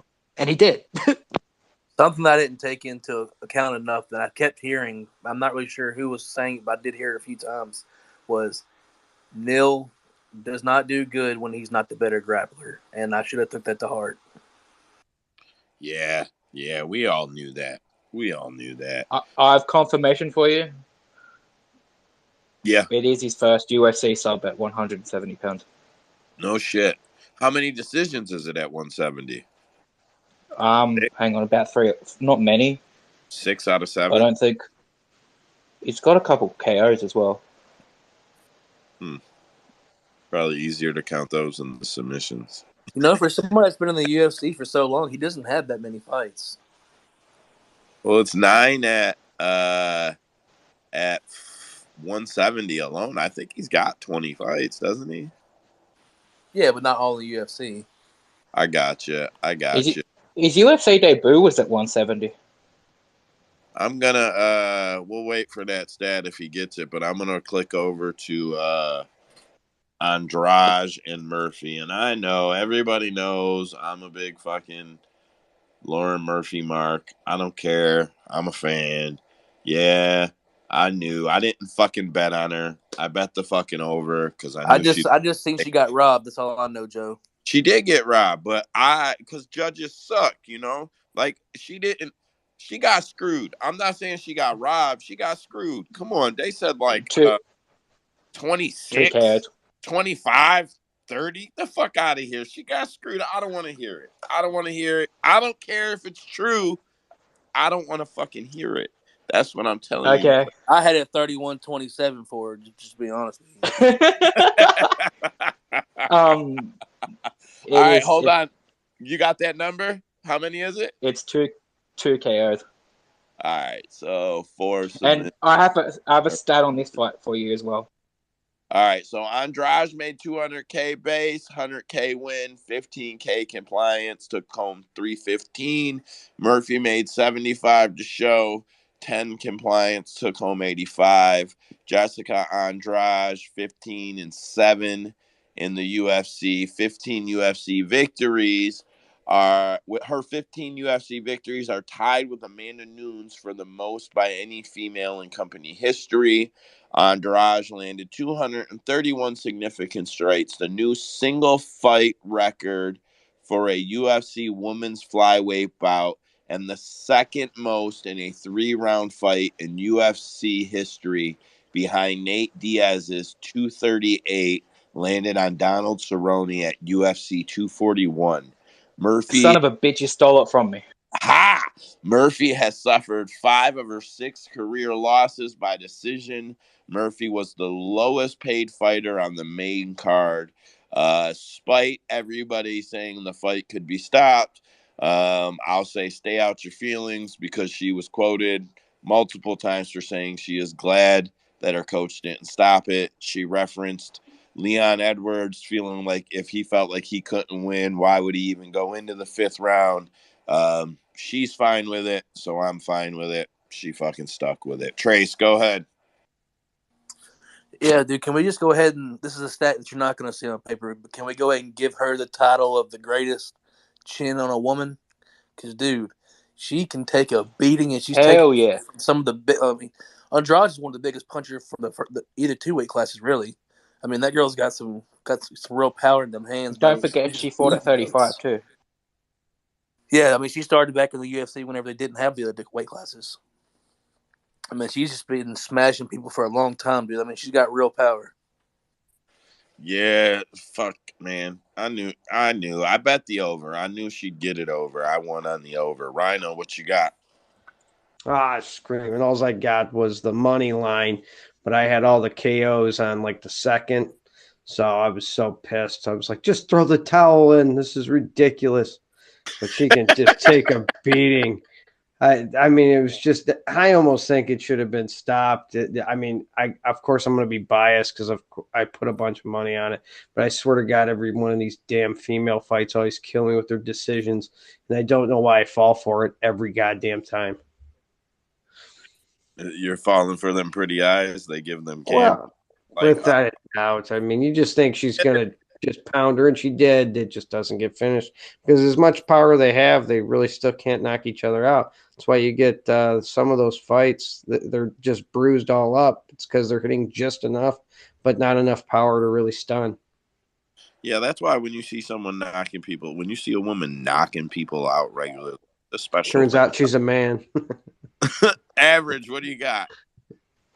First of all, I just want to say I'm right there with you, Joe. I think Laura Murphy's great. I'm a fan of hers too. I have a question for you guys. What does Andrade do in terms of weight division? She called for a title shot at 115 after this win? I mean, and it's a win at 25. What should she do? What I do you think guys that's reckon? silly, bro, because I felt like she looked better than, and I mean, whatever.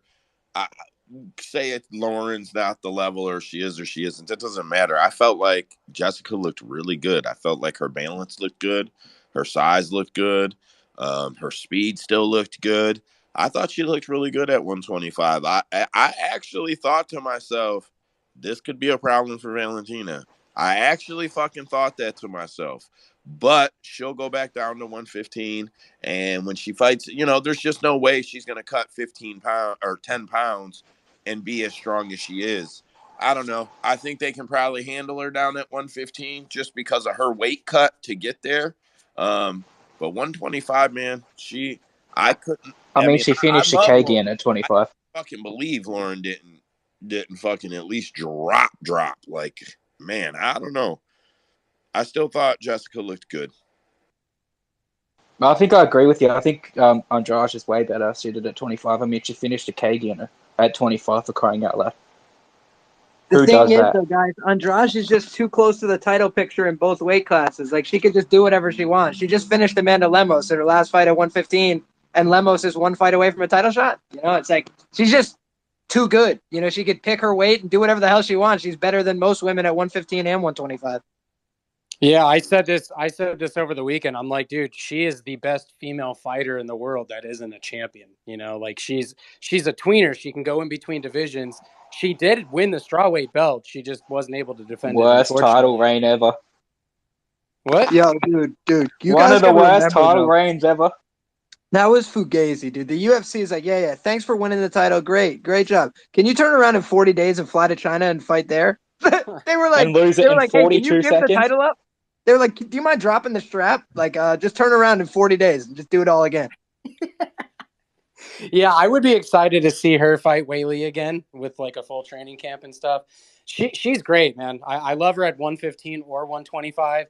It's a shame she's only like 5'1" or 5'2". If she was a little bit taller, bro, I think she could actually handle some of the bantamweights because she's tiny, but she's compact and she is strong, man. I like Jessica Andrade. You know what? We do give me the Rose trilogy. Screw it. Let's do it. I want that. Yes. Get her out of here. Rose, I mean. She'll be gone. I'm going to move this one on. Anybody else want to get in on this one before I move it? All right. Paul Craig, Johnny Walker. Man, you guys see This how fight was Paul pathetic. out there? Man. Johnny Walker has earned 19 of his 20 victories by stoppage. Paul Craig has suffered all 6 of his career losses by stoppage.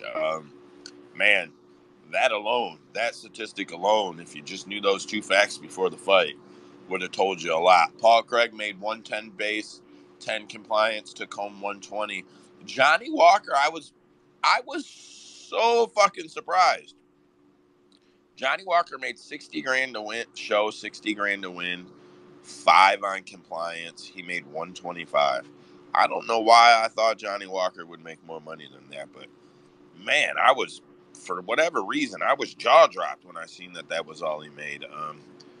Johnny looked great. I mean, it's pretty much Johnny looked great. I think Paul Craig slid his way to Sucks. victories.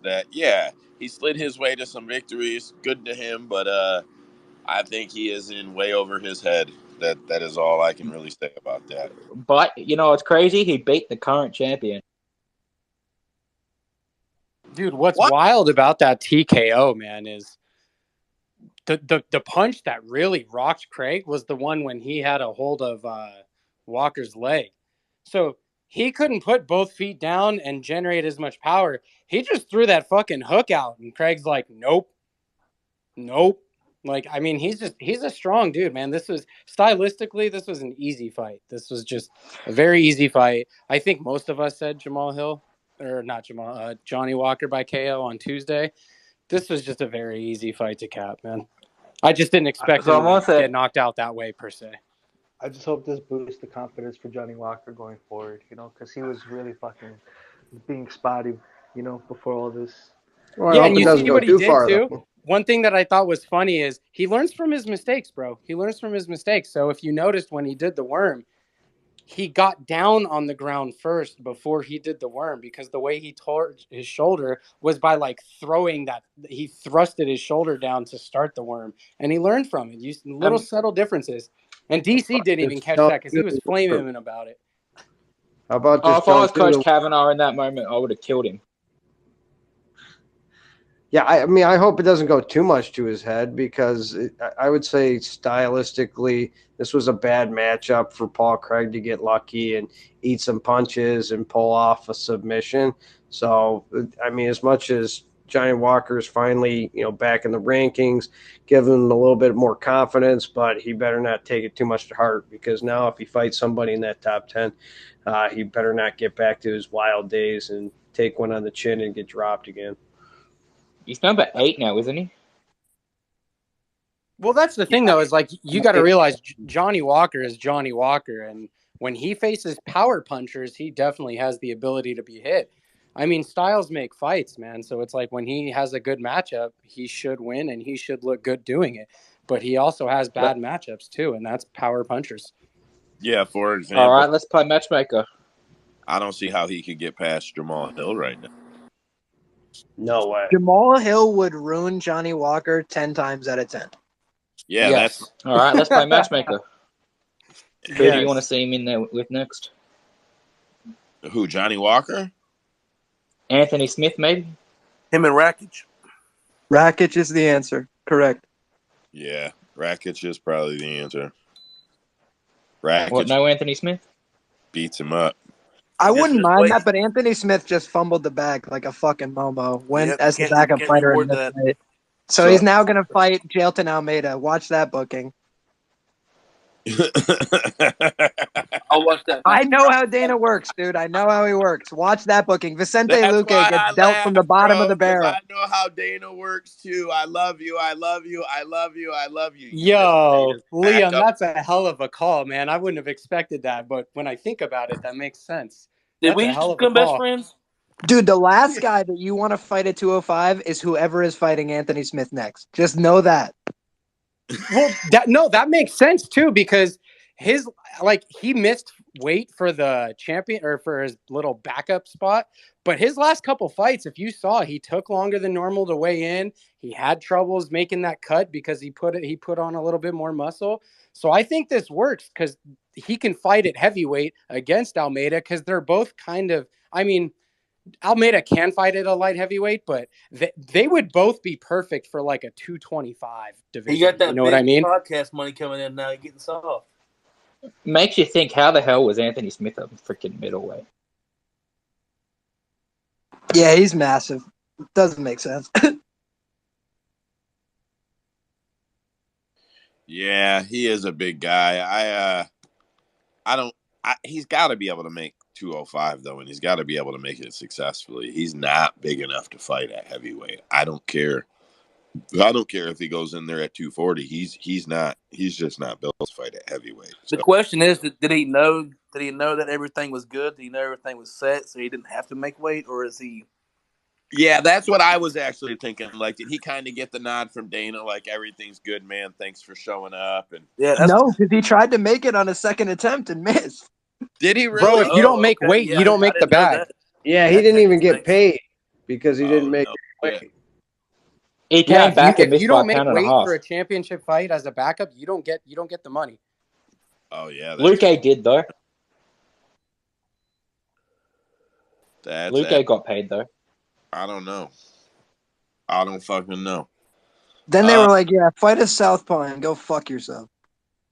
So some guy got paid $28,000 to beat up Shogun Hua. Did you guys see that? Yeah, did you see he had to explain his celebration? Hurt my soul, Joe. Hurt my soul, man. I hated seeing Shogun like that. That was one of my childhood favorites, man. I was a huge Shogun fan, especially back in Pride. Bro, I'll be honest. They made 12 to go beat him up. He got 12 to win and 4 compliance. They were like, yeah, fuck him. I mean, that's a true legend. So how can you got to frown? He did land a couple strikes just because of the guy that he is, but future Hall of Famer. Definitely, it's been this last couple years, man. We've been watching a lot of guys we've been watching for over 10, 15 years dropping off like flies. Yeah, I would assume that so I'm starting to see. So, like, there's no question that even guys on old contracts get big contracts when they run up because the UFC has the tier program where no matter what, if you have X amount of fights, your salary is at least X amount. But Shogun made 75 to show and 10 compliance, 85 grand. There's got to be some point where their contracts start to decline. I'm trying to see if I can pin when that happens. Like, Joe, I have a serious question for you, man. yeah. Are we, as the MMA community, the most toxic fan base? Like, I feel like we are as toxic as the Dallas Cowboys fan base. Like, once somebody's gone, we don't give a fuck about them no more, or the majority. Like, I'm one of those people. Like, I live and breathe and die for the legends, man. Like, I hated seeing Chuck Liddell come out of retirement to fight Tito again. Just didn't make sense. Like, I'm not one of those who are like, well, they're out of sight, out of mind. Like, I still remember the days where I was like a huge Melvin Gillard fan. A lot of people probably don't even know who Melvin Gillard is, but he holds the lightweight.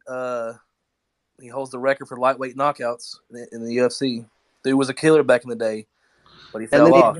He just got cut from a bare knuckle fight. Yeah, and that's kind of bullshit because he actually had a good fight and got screwed on a horrible decision by a ref to try to act like he fell into the ropes and he didn't actually like take a knee and the guy just wouldn't stop, so he just like kind of gave up, but he never really touched the ground and the referee called the fight, and then the next fight he took he did the same thing to another guy. Yeah, they called a disqualification on him and he lost the fight by disqualification. It was such horseshit. My brother fought on the same card as him last year. So they talk back and forth on Facebook. I've shown y'all messages before, some of the guys in the group chat anyways. And yeah, it just sucks. I mean, my brother said he heard he's having a hard time getting sanctioned now, which is probably for the best for him. But it's like it's just you hate to see him go out like that, and then there's just nobody that cares. It's kind of a sad situation. I don't listen.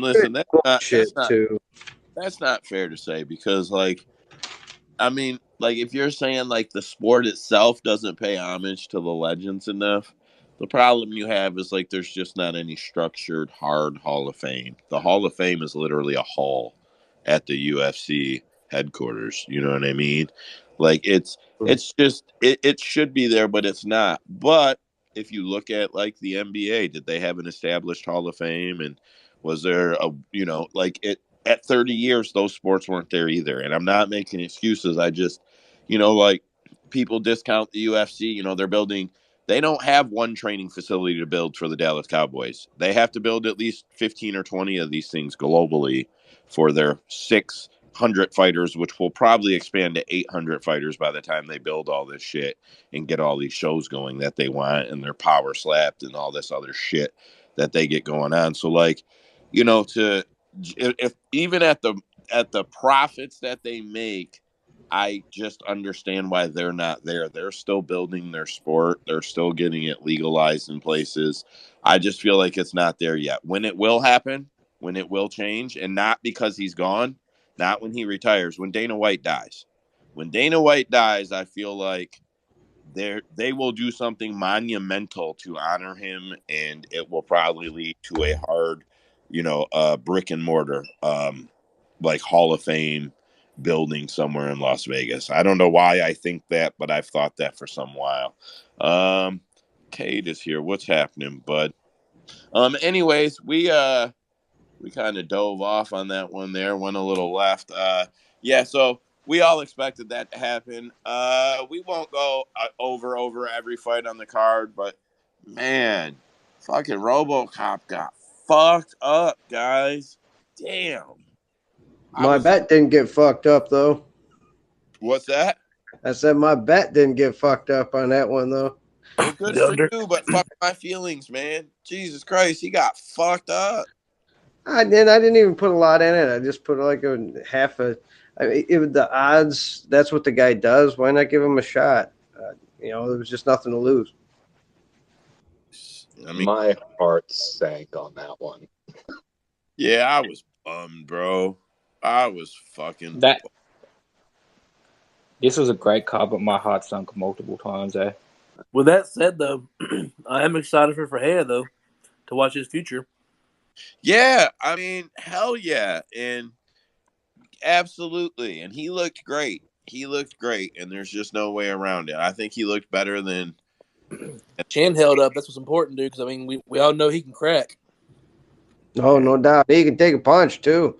I think he's a little small for the division, but I mean, definitely got some heat in those hands. Marin, what you got?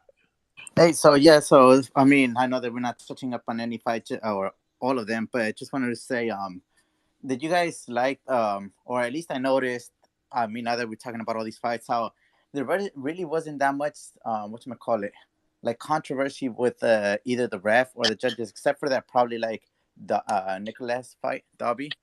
But I don't know. I mean, I bet for him, it was like 1-1 going into the third. But besides that, all the other ones, they were like, for sure. Like there was a winner, and if it went to the judges, everyone knew who it was. And the refs pretty much did their job, except for Herb Dean with that kick. But other than that, we were all good. Like there wasn't really that much to complain about. Marin, he won the fight, bro. Let it go. I know. I got a problem with the refs, though. What? I said I do have a problem with one of the fights for the refs. Which one? Which was? I think that, I mean, I don't know, man. Like, as a fighter, I feel like that's what the ref's there for, right? To protect you from your own self, in a sense. But, like, Lauren Murphy got beat the fuck up, bro. And after about the second round of that, the first round, probably a round and a half into that shit, I was like, okay, this is enough, bro. Like, this poor girl is just getting her fucking face beat the fuck in for no reason. Like, it's not her night. She's not winning this fight. Like, Andrade was fucking killing her. She lost like brain cells, bro. No kidding, bro. No, bro, it's her job to she's get punched in fine the with face, it. bro. She That's was her job. smiling at the post-fight press conference, bro. This is another situation where people get in their feelings. The fucking fighter is fine with it. Like the fighter is fine with it. If her husband ain't is a tripping, thing, you too, should be though. tripping. I know, Her but husband's Joe, literally my her thing cornerman. is, the fighter can be fine with it, okay? Every fighter is going to be fine with that type of shit. You know what I'm saying? Like, the ref is there to protect the fighter from themselves. They don't do this for shits and giggles. They do it because they like Bro, this violence. she wasn't dropping I know, to but the listen to mat. me. Listen, bro. She ate 192 shots, bro, in 3 rounds. Some people don't even eat that in 5 rounds. And Kay, don't you agree that, I mean, basically, what are you saying? That someone's getting beat up on the cage and they're not on the ground? Or should we make it a rule that you can't stop a fight anymore? I mean, if you can just watch somebody get the living crap beat out of them and it's okay, well, then stop stopping anybody when they get their back to the cage. And also, Kay, would you have that same opinion about somebody else if it was a man? Is it just because it's a girl because you're having a problem watching it? They almost broke the record. Glover had the shit. It doesn't matter though. What about Glover? Glover had the shit beaten out of hold him. up. When Nate Diaz, that's true. Like I after about the third, like, but Glover was. Kate, when Nate Diaz landed 300 fucking punches on whoever it was, we all applauded him. But whenever a girl gets punched 190 times, it's a problem. Because that's not true. Because when for instance, another fight that I just had a problem with, there's been many, but Cater and Holloway, like there's no reason somebody needs to fucking eat that much fucking damage, bro. I mean, no, I get it though, but I mean, brakes as a went off. competitor myself, I know nobody's gonna take it out of my hands. I know that for myself. A fighter can tap, a fighter can quit, and those fighters didn't quit. So what you're saying is their legacy, because that is legacy shit. Their ability to stay in there, go, not get finished, not get it called, even when they're losing, build who they are, ends at your feelings, right? No, it's not your career. She's fine with it. Your opinion is Her your opinion, cornerman, and who's her husband, is fine with it. yeah, like your opinion, you're entitled to it, but like you're not gonna find anybody here to root with you on your side, bro. She's fine with it. So what the Go fuck? ahead, Sanko. What you got? I was going back. I was thinking, since we're talking about refereeing, is there a requirement of licensure to be a ref? Is that required by the Is athletic what commission? required? A license, like you need a Yeah, like they're sanctioned through Bro, it's the so sanctioned through hard to USADA. Yeah. Bro, In the so U.S. for sure, but there's global standards. So there's different athletic commissions around the world, and they run things differently. What I will tell you is that if they do not have like a state athletic body, then the UFC is responsible for self-regulating, and then they just hire approved judges, licensed officials from the Nevada State Athletic Commission, typically, because that's where they're headquartered, and then they pay to fly them out for the event. that no, is true. what That's why you see the refs over there, and also just as an example, I think there was this one fighter who was in the UFC like back when they were like starting and everything, who's now a referee, and I've seen him in like one of the pay-per-views. Like Oh, he Mark fought Smith. Liam, yeah, did you have and an Frank opinion on Trigg? that Murphy fight? and Oh, he and You he talking about said, Frank Trigg? I think so. hold Yeah. on, hold Yo, on. Marin is Somebody can't. talking, guys. Hold Relax. on. Somebody can't hear somebody. Hold on. Trace, can you hear Marin? No. Yeah, that's I spotted that. So Trace can't hear Marin is what's been going on for probably about 10 minutes.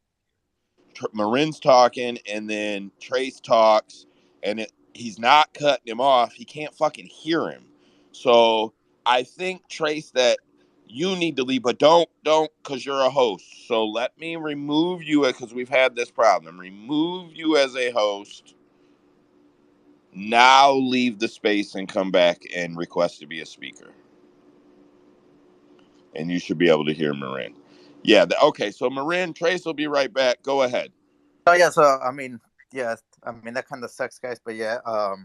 Well, about the whole like Trace having to leave and everything. But yeah, no. So and I think that guy he got interviewed. I think it is Frank Trigg. I totally forgot his name right now, blanked out. But he did say that he had to go through 3-4 years where he had to build up from the beginning, like do like matches from like amateurs and then go all the way up as like he was doing good and then better and then like he will keep on moving up till he finally got to the pros. And like I said, one time I actually saw him in the UFC. Like I heard his story, but then eventually we got to see him on the TV.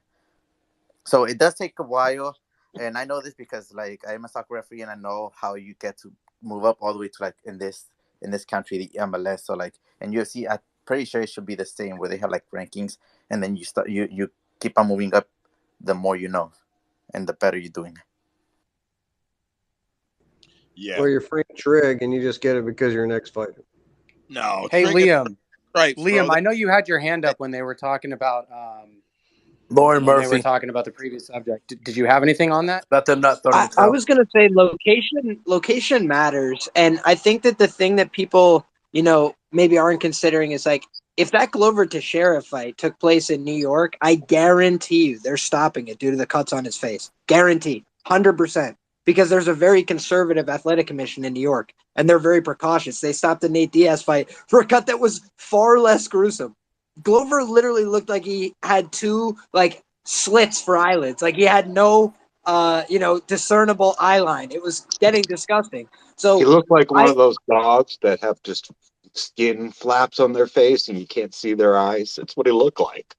Just wrinkled up skin covering his eyes. absolutely, and I think that fight should have been stopped. To tell you the truth, like I don't think Glover needed to go on anymore. I agree with Hackelman. That's the school that I come from. Like I don't think that anybody needs to just get the shit beat out of them to prove how tough they are to me personally. Now, that being said, can fighters make their own choices? Absolutely.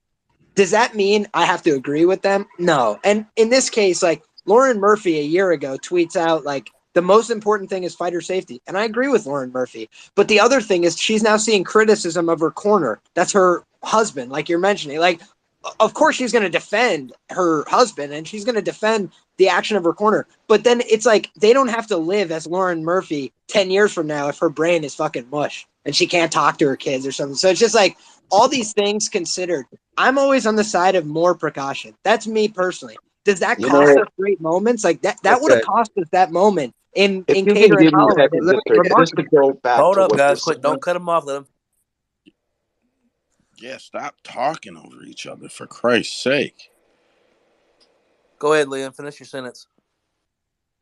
No, I mean, that's basically what I had. It's just like, I think that, we have to take into account fighters are not great at risk calculus. That's why they fight for a living, and God bless them for it. That's what we all love. And, to some extent or another, we're all involved in the martial arts space and we take certain, risks and whatever. We know that there's risks involved with this. We're not, blind to the fact that this is punching and kicking each other in the face, neck, head, and chest. Like, people get hurt doing this job and they sign up for it and they're freaking warriors. But we also just have to say, like, we have to intervene sometimes for their health, and because we have to just police, like, in terms of like viewership of this sport, it's a spectator sport and we're the spectators. And so at some point we do draw a line personally as well as to what we want to watch. And like, I'll watch King of the Streets. I don't know if you guys are familiar. It's extremely brutal street fighting because that's what those guys sign up for. And that's different than these people who are professional athletes. And like in the case of Lauren Murphy, she looks like a soccer mom, for Christ's sake. She's a very spirited athlete, but like, would she be a professional athlete in most contexts of life? No, you wouldn't think so more often than not. But that's And what we martial root arts for, is unique Liam. in that way. Yeah. No, say again. But that's why we root for her, because she's one of us. But here's what I'll say, because I agree with what Liam initially said. So, like, the Glover situation, I think the fight should have been stopped. I do not think that fight should have been stopped based on what I've seen in the octagon. I mean, maybe I do, maybe I don't, but that's not why I'll stand on this box here. If one of three of your cornermen want to stop that fight, it's time to stop it. I believe firmly in that. It's not the majority, it's anybody. We are all here. This is all our job. One of us want to make this call. It shouldn't be a fucking vote. It shouldn't be a fucking debate. Every cornerman should have their own towel and be able to literally throw that fucker over the cage. So, like, I have a big problem with the Glover situation, and I agree with Heckelman too. I agree. I thought it was a smart statement that you made when you said that, of course, she's going to agree with him because it's her husband. But I'm a big Lauren Murphy mark. I really think she's fine with it. I mean, of course, the loss sucks, but I think she's fine with the fact that it went the distance. But the Glover situation, I 100%. One guy wanted it stopped. It should have been stopped. There's just no argument with that. Let me get one last thing on this whole thing, and then I got to jump out of here because I'm going to bed. But like, let's think about it like this: soccer kicks. They don't allow soccer kicks over here because we don't think that towards fans that's too gruesome and it's not going to make the sport look good. Well, I don't think it makes the sport look good when we watch one fighter get the living crap kicked out of them, and we're not willing to stop a fight that they're never going to come back. So if you think about it, even from a business perspective, are we really helping MMA grow by having more dominant fights that aren't being stopped? So here's what I'm going to say. If we want to talk fighters' health and fighter safety, Forrest Griffin. Well, we're trying about the sport. Forrest Griffin, Stephan Bonner should have been stopped after the second round. Doesn't matter who the winner was and who the loser was. Fight. Yeah, there was 5 people watching it compared to today, though. Doesn't matter. Fight should have been stopped. Should have been fucking stopped. That's not what the sport's built on. Every sport has different rules that change over time, though. That one hasn't changed. We've football's changed a crap load since its beginning of time. I mean, it's the same type of thing, ain't it? I don't like to detour too hard, but like the reality is that it's factually proving that the less padding that there is on the hand, the less brain trauma that happens. Like, it's factually proven that wrapping your hand in tape and then in pad and punching somebody in the face 400 fucking times causes more brain damage than 4-ounce gloves getting punched 220 times. And the 4-ounce gloves actually cause more fucking damage than bare knuckle does, and that's all been very, very proven. So like the Hey, fact, get Senko in there. Still looks stupid. Senko, go ahead, buddy. I don't think Senko's got his hand up, bro. He did. He just put it down. He must Go be ahead, busy. Cade. Cade's got his hand up. Cade got his hand. Go ahead. No, I guess like earlier because I was still gathering my thoughts, so I didn't even finish. But I was just gonna say like I'm completely fine if two guys or two women are having a fucking war, but it's competitive. You know what I'm saying? The other fighters still still fighting back, but like in the fucking like the Lauren Murphy fight, the only reason I even mentioned that was because you know the fight just didn't seem super competitive to me. She ate 231 significant strikes, and I like Lauren Murphy. So I'm like you, Joe. It fucking hurt to see Lauren Murphy get her ass whooped like that. I like Lauren Murphy, I really do. But I just brought that up as an example. But I just think I don't know. That's just my opinion. I trust me. I love this sport. I know what the fuck comes with this sport, but fuck, bro, that was hard to watch. We'll let Senko go, and then I'll close it out. Appreciate it. I have my opinions on when a ref should stop and shouldn't stop, and I think that in the case of Lauren Murphy, I think she's too tough for her own good. I think her corner might be a little too tough and just not, you know, getting her out of a situation where she won't get to see another day, because fighter safety is the most important thing. But when you go over to like the Glover side, the heavyweight, well, not heavyweight, but any championship fight, you want to give that person as much opportunity as you can. Oh, And I that's don't not think fair. That's not fucking fair at all.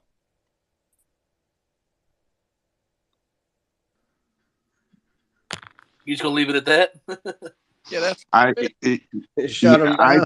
it's my opinion. You know, I think that there's more at stake in a championship fight and can really affect somebody's life.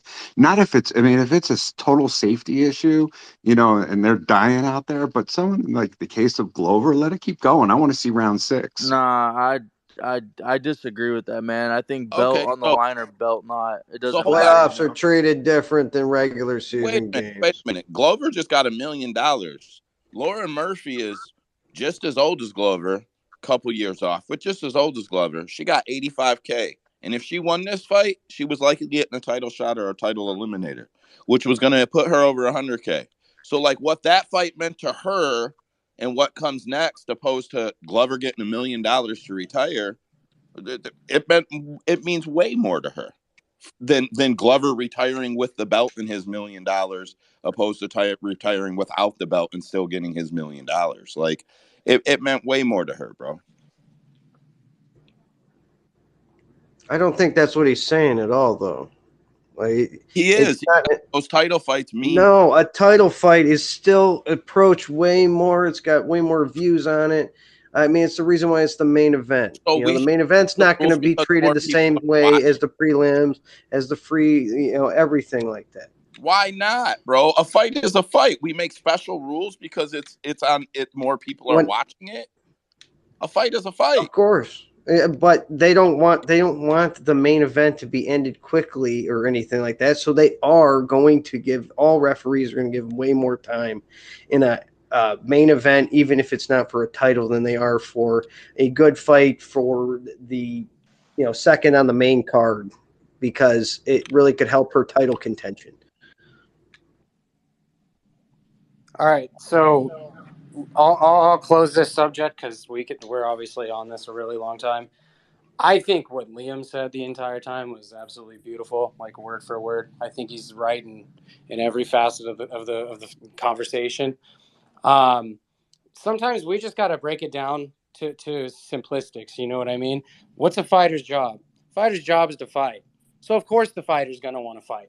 The fighter's going to want to fight like 99 times out of 100. Yeah, you're going to have some guys quitting on the stool, but it doesn't happen very often. You're a fighter. It's especially as a pro, you've been doing this for years and years and years. It's a built-in mentality that you don't give up. You're a fighter. Your job is to fight. Okay, cool. You're a corner. What's your job? Your job is to give your fighter a game plan to win the fight, and then to protect them. They had a game plan. The game plan didn't work. The fight should, in my opinion, should have been stopped after 2 rounds. Her husband is the cornerman, so you should probably think a little bit more about the future. But Joe mentioned legacy. You're a cornerman. Your job isn't to worry about your fighter's legacy. The game plan's out the door. Your fighter is getting pummeled. There's zero chance of them coming back to win the fight. You got to protect your fighter.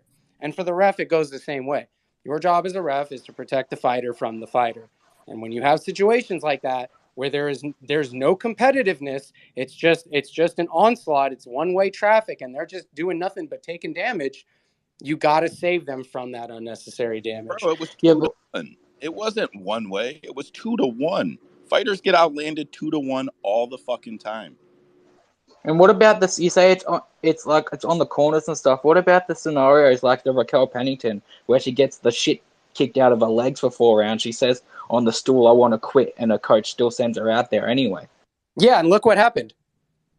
She took way more unnecessary damage and got finished in that 5th round. Well, she said herself she shouldn't have gone out there. Her corner should have never made her go out there. That's all on average. She was done. She should have been done. If one person in that corner says it, out of the 4 of them standing there, the fighter and the 3, it should be over. There is no fucking question about that. Hey, just had a quick question. I mean, I know that we're closing it out and everything. This is an off topic. This is like a question to anyone, but like, at what point? Like, I also felt like that it should have been stopped. It was too much or whatever, but I don't think it was that much. I mean, I'm agreeing with everyone here because it is true. Like, if she's okay with it and everything, fuck it. But at what point of the fight? Because that's how the whole fight. But at what point of the fight will the ref? Because I feel like this was more on the corner. But let's say there was a ref's fault too, or that he could have done something. At what point does he says no more? Like, because there wasn't really like a blow that were like really like wobbled her, you know, like to Joe's point, like it was all like just hit on hit on hit, and that was it.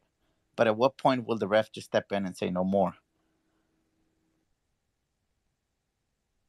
Well, that's what we're kind of arguing about. I think most people think after the 2nd round, from the sounds of it. Yeah, because if I'm the ref, unless it's in between rounds, I just don't see where he could have just stepped in because Lauren was always like knowing what was going on around her, so she wasn't really concussed or anything. So that's where I'm trying to like defend like Joe and like whoever is like point of. Oh shit! I muted you, Marin. I'm sorry. Oh no, you're good. Yeah, I saw that. No, but yeah, I mean that's what I'm saying. Like I agree with both points because I see, but I feel like in this certain instance, it's more on the corner. In the Glover's fight, it's probably more on the ref / doctor because there was huge cuts. But that's why, yeah. I mean, it's weird because this like everyone's saying, like I did see Liam's point. This in New York, like they are way more stricter. But this was Brazil. Whenever it's like on the outside, like Abu Dhabi or whatever, they do whatever the hell they want. Yeah, I also have an issue with so it is slanted, right? Like even though I'm okay, like I want to defend everybody here a little bit, my side and the other one. Like even though I'm okay with the fight going on, you guys have a very valid point about the fact that her corner is her husband. That shit shouldn't be allowed to go on. Like I have, that's a whole nother discussion and we don't have to have that, and let's please not. But like I think everybody here would agree pretty easily that like your corner should not be your spouse for these obvious reasons. So like there is an argument that another corner would have stopped that fight, and I'll leave it at that. I think that's the fairest thing to say. There's a very good argument another corner would have stopped that fight, even though I'm okay with it. There's a very good chance. Joe, have another quick question for you, and it's also about this topic, but and it just happened the same fight card, so it's kind of funny to me. But what? Okay, so because I do agree 100% with you. There shouldn't be any family members in your corner, regardless. Because I've also seen like brothers or things like that. But what if they're also fighters? Does that also like not count? Just because they would think it's more about the family. I've been a believer for some time. Because, and I only said that because obviously, like, sorry, didn't mean to cut you, but just want to give you an example. Like, for example, Johnny Walker, his wife, she was a fighter, or she still is, but she's pregnant, like Jana. And then you have like Herbert and what's his face? Well, the Burns brothers or the Figueiredo brothers, things like that, you know. So those. So I don't think as weird as this sounds, I think your brother would be most compassionate and throw the towel in appropriately. Your spouse wouldn't want to take it from you. And maybe I'm wrong. Like, I wouldn't be opposed to them saying no family, but I think kin is probably like sibling rather. Sibling is probably not an issue. Even parent, I wouldn't really see as an issue. But a spouse views you different. A spouse views you based on your hopes and your dreams. And like when these guys made that point, even when Liam said it, I'm like, damn, that's a killer fucking point because like they're going to see everything you want to become, everything you've worked for, and they're going to see taking that from you. And they are going to make decisions differently. There's no way around it. Your father, your mother, 9 times out of 10, when enough is enough, it's going to be enough. Your brother, even your sister, when enough is enough, it's going to be enough. You're going to call it. I just, for whatever experience and for my life experience, and maybe I'm wrong. And if you guys feel differently, I have no argument, no debate for your feelings about it at all. But I would feel like your siblings, your parents, enough will be enough at some point. But your spouse is never going to take your dream from you. And like there's good point to be made that another corner, Heckelman might have been in her corner and stopped that fight instead, right? Like directly off this card, direct problem, another fight, 3 fights away. You know what I mean? Like probably would have stopped that fight. Even though I have no problem with it, I will openly admit, without her husband there, him in his place, he probably would have stopped that fight. So I don't know. I'm gonna lap that. We kind of detoured from the card pretty hard. I can say real quick, Jailton Almeida had a great performance. Bonfin looked good. Ismail Bonfin, fuck, man. We all like T-Rex, and he got his ass beat. And I feel like if you go to last week's space and you listen, we all said, T-Rex, please don't strike with him. T-Rex, but fuck if they throw hands. T-Rex, if he stands in the pocket, we're in trouble. Bro, what?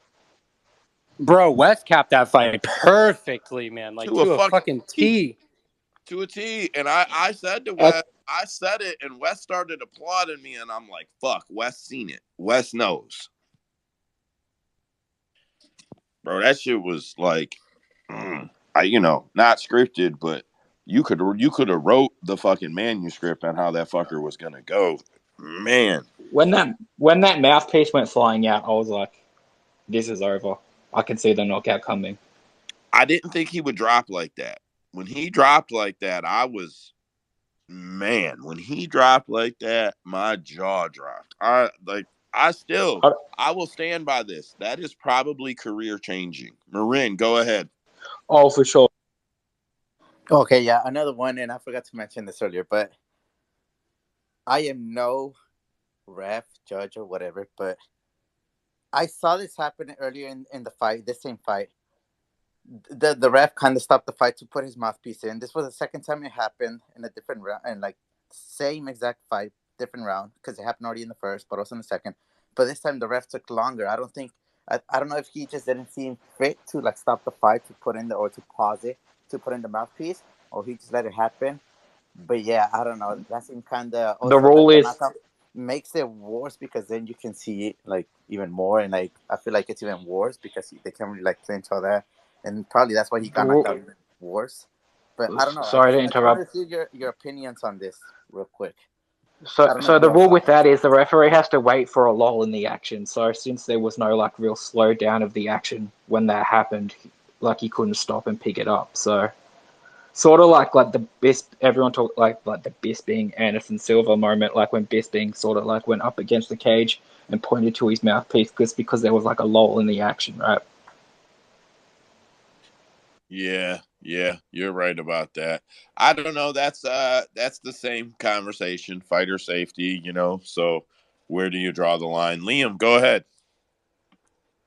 I actually had Bonfim by knockout in round 2 for this Yeah, fight. good man. Good fucking And man. Good it man. was one of my favorite bets in a long time.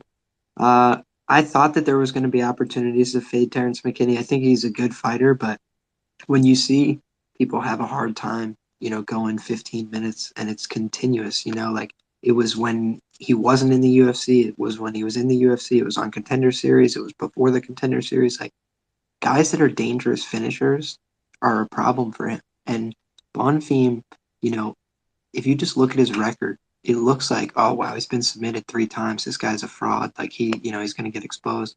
But then I started to look at who he lost to, and the guys he lost to were Hanato Moicano in 2014, and then 2 guys prior to that. And the 2 guys prior to that was a 2-0 guy who retired 2-0, with like the 1 win by submission being his last, and then Adriano Moraes, the champion from 1.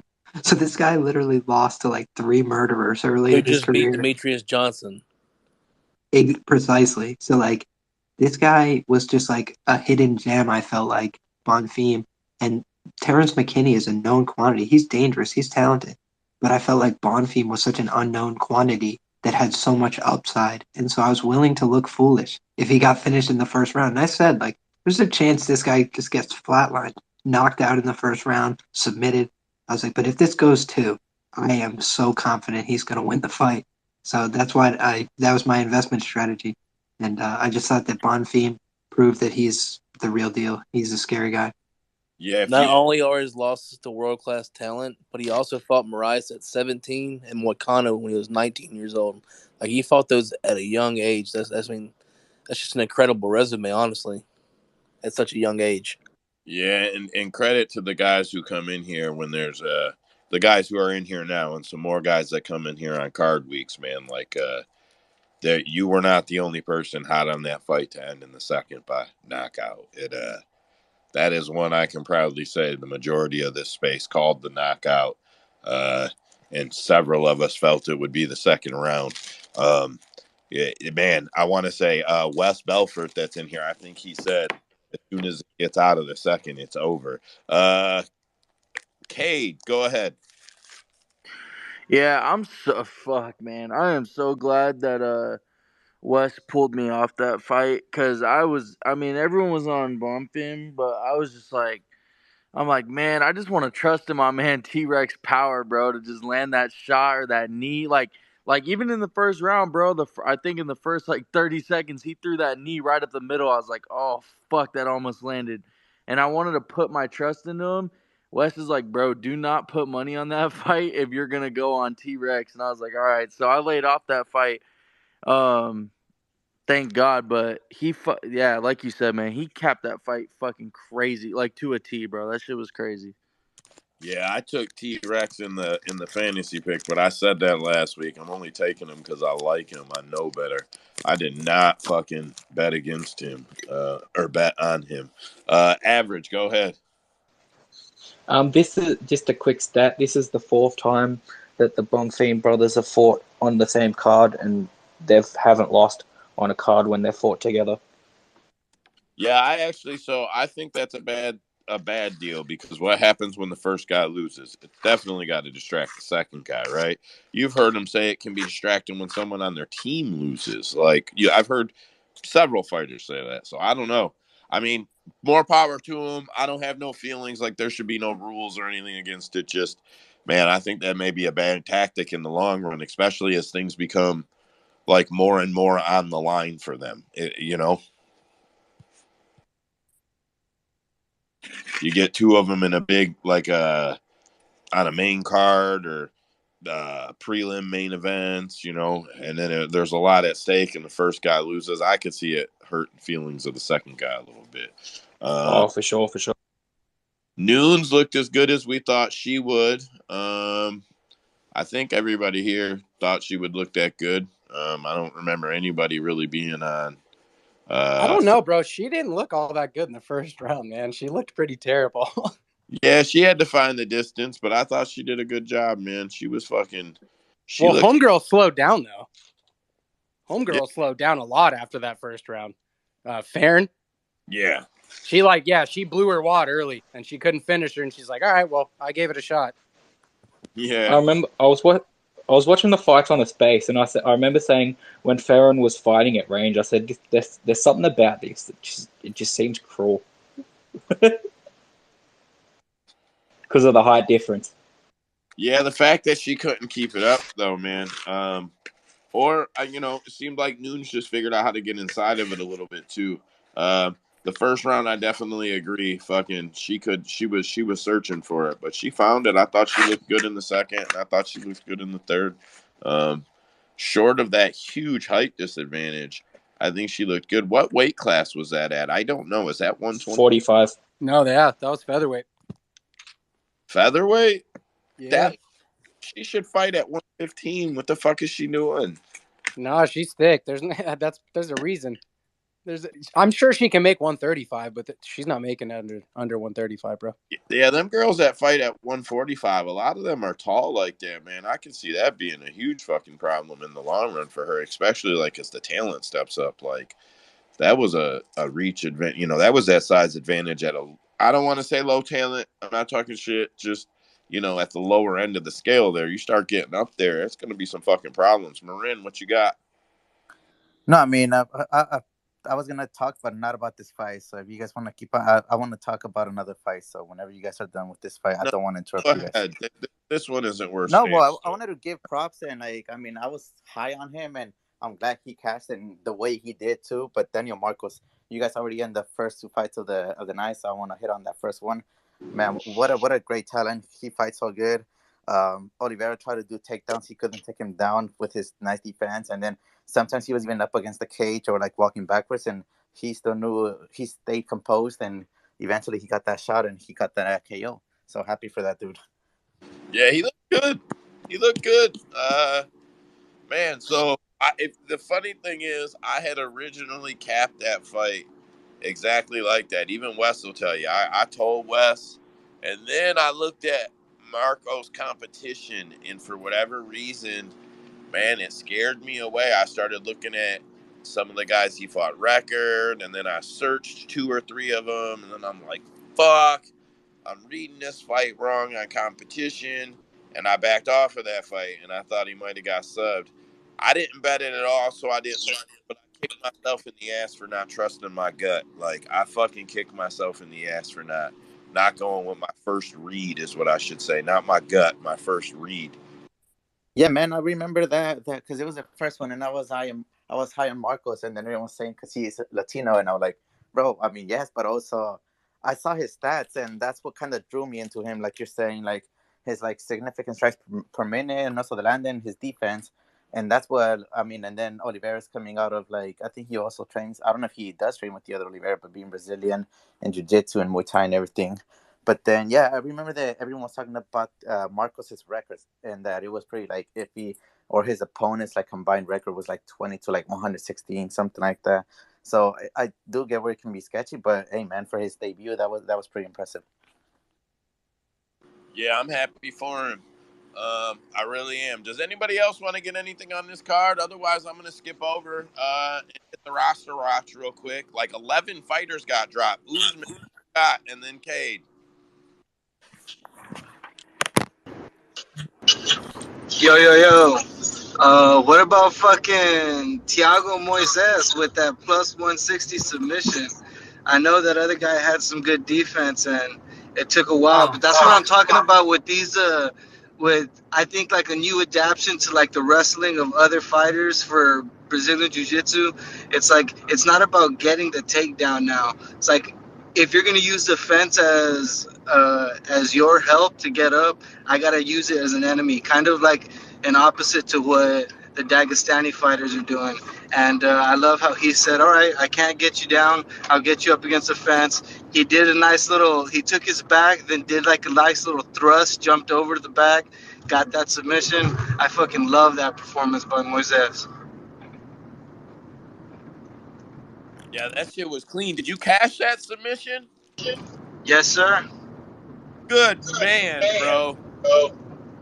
I mean, I thought it was just eventually going to come. This guy looked good too. His record was a little bit scary with how much experience he had, but Thiago been fighting literally the hardest dudes here in the 155 division.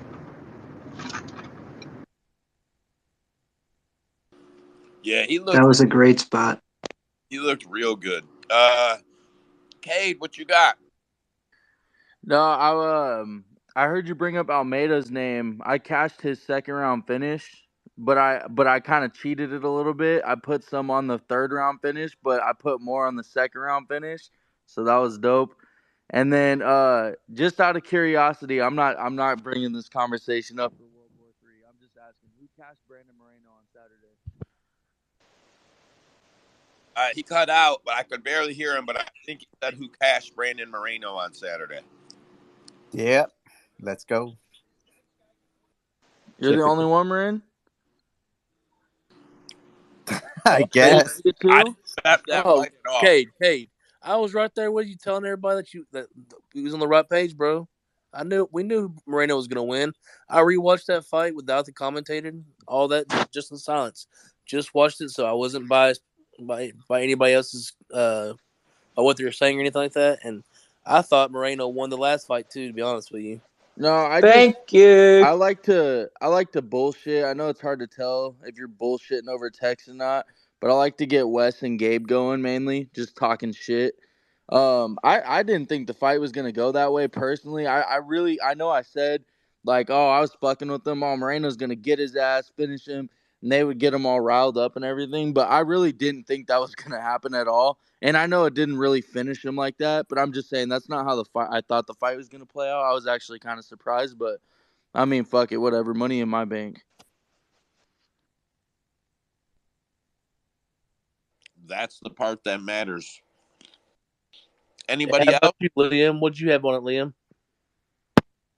I passed on the main and co-main event, but I did have Moreno by TKO 5 or decision was my prediction for that fight for Roto Grinders, and then I had Jamal Hill by KO. I think I picked round 1, and obviously he didn't get the KO, but it was on the right sides. I just passed on those fights. I felt like they were a little bit volatile in terms of the market, and I kind of just I felt better about some reads on the prelims, the early cards, so I just rolled with those.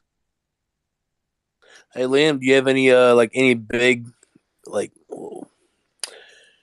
who do you have a fight that you're big on for next week's card? Particularly there's Japanese fighters. Is there one of those Japanese fighters that you're particularly looking forward to seeing perform? Oh, for sure, man.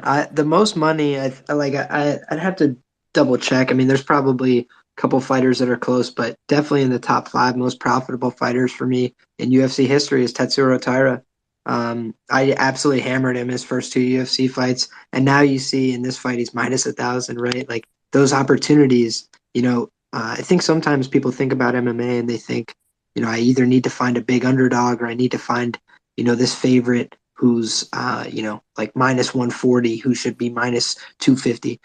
That's one way to do it. Like that's how a lot of people try. So I think that if you could try and be creative, if you could think of ways to beat the market, you give yourself an advantage. And the number one way I try to do that is by positioning myself in places that people don't want to be, like putting, minus 225 for a big amount on an incoming fighter.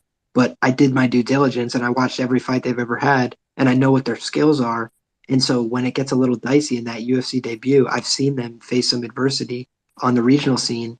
And I saw that I'm like, okay, I could still bank on this guy. And I think that, at minus 1,000, there's no edge. Now they're where I'm at. They agree with me. But at the time, you can get a good price on somebody when you're first to the party. And the way I also thought about it is like, did the UFC really want this guy who's got unique skills, from a part of the world that they like to try and promote? Would they really want him to just face plant hell on his first fight? No, they give him Carlos Candelario, who's like struggling on the, Northeast regional scene.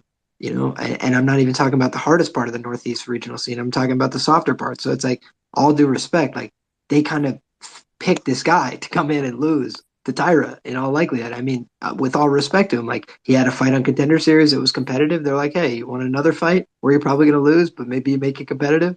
That was, those kind of spots where now he's got a tougher opponent at a bigger price. So these are the kind of things where you want to try and time the market and beat it. When you can find an opportunity before other people do, that's a good time to take it. But when everybody else is hip to it, it gets a little bit less fun. So like now he's minus 140 to win inside the distance on the first books that open it up. It's just like things become unappealing. But These guys that are coming in on this new show, this new format, nobody knows who they are. If you could become an expert on those guys, I think that you could probably find an edge. That would be my recommendation. So Liam, just listen. I catch a lot of shit. I catch, sometimes I don't. Some people think I'm sharp on some shit, and I catch a lot of shit on other stuff. So like, I agree that the Asian sensation push, Tyra falls in there. He's got skill set. He's got the regional background. He's got all the things the UFC wants. I don't believe in fixed fights or like rigged fights. I do believe, you can fix the matchups a little bit and fix the region for the crowds a little bit.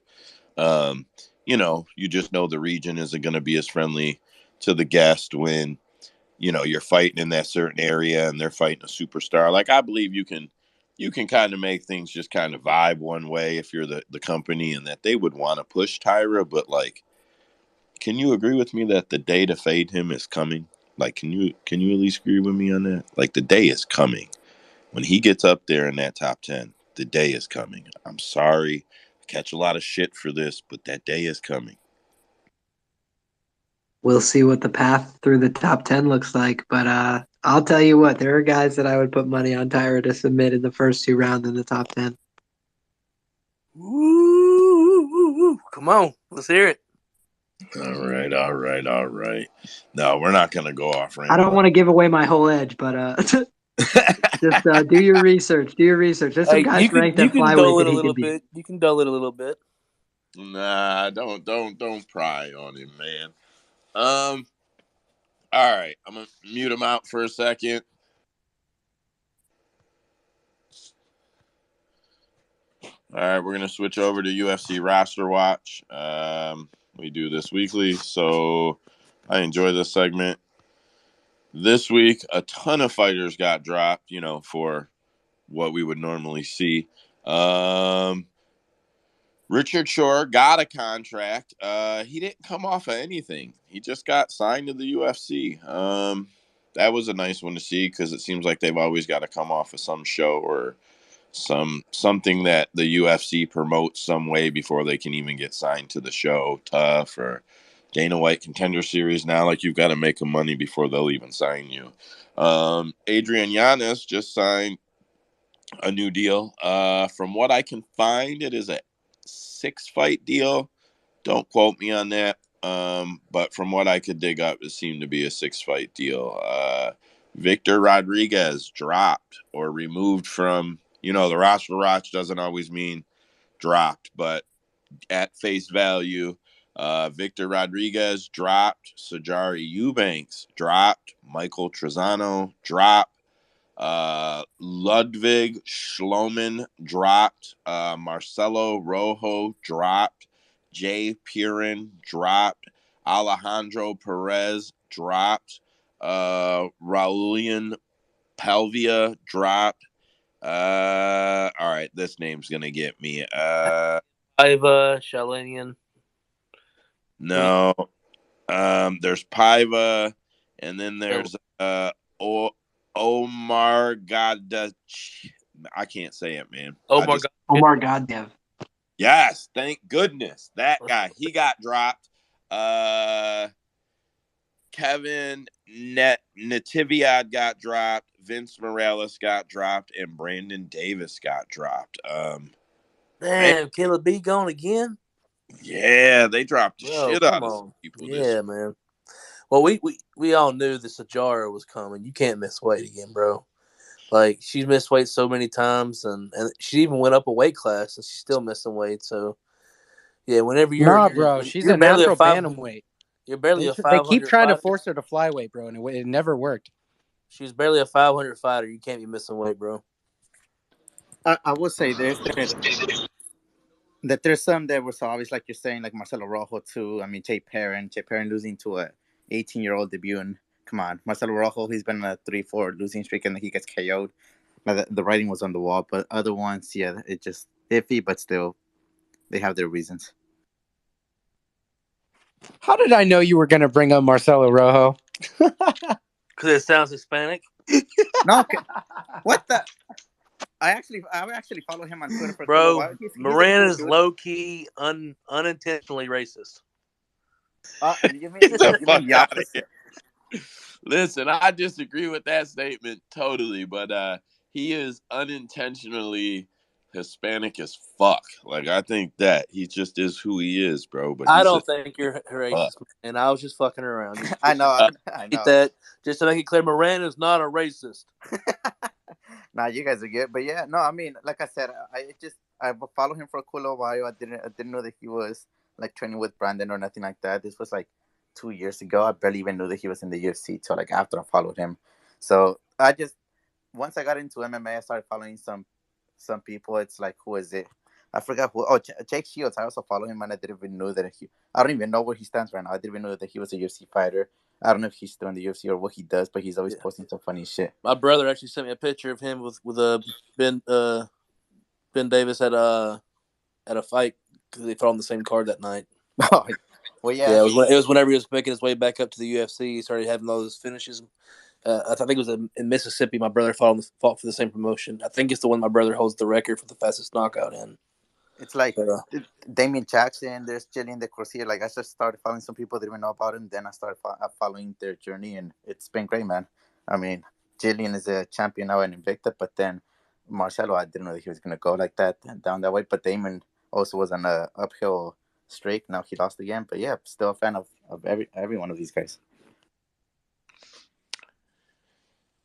Man, I said 6 fights on Giannis's contract. I think it could have been 8. I just want to correct that. The Roster Watch released a tweet saying the top fighter added tweets since the account was created 18 months ago, accounting for followers count and re-ads removed. I don't know exactly what that means, but the top one is Cedric Dombey, and then Raul Rosas Jr., Mohammed Usman, Jack Della Maddalena, Ricky Tercio, Alex Pereira, Mohammed Mokaev, and Terrence McKinney.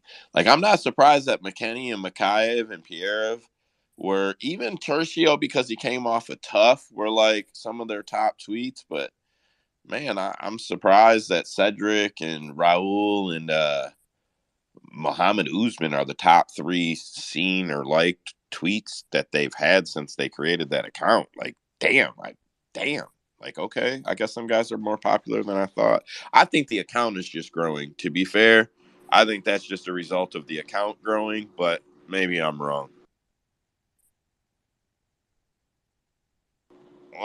Couple Bellator. They re-signed Nemkov, who I thought Nemkov was going to leave. I was kind of watching that. I thought Nemkov might have been eyeing up PFL for whatever reason. And he said he shopped PFL and the UFC. He said that he did. I don't know how far it went, but he re-signed with Bellator. AJ McKee re-signed a multi-year contract. He fielded offers from multiple organizations as well. He signed a 6-fight deal. You got to figure, though, in Bellator, like, especially if you're in the tournament, like, he had cashed $1 million already. 6 fights isn't that many. You get to the end of the tournament, maybe run 2 tournaments, hopefully cash $2 million. I mean, I know McKee's stock isn't where he wants it now, but if he were to cash 2 more of them tournaments, 2 years back to back, and end his contract, he probably could get the $1 million. Get not the $1 million, get what he wants out of the UFC. Nemkov has also cashed the $1 million in the Bellator Grand Prix. So after that, we can do a little bit of upcoming fights that were reported or confirmed.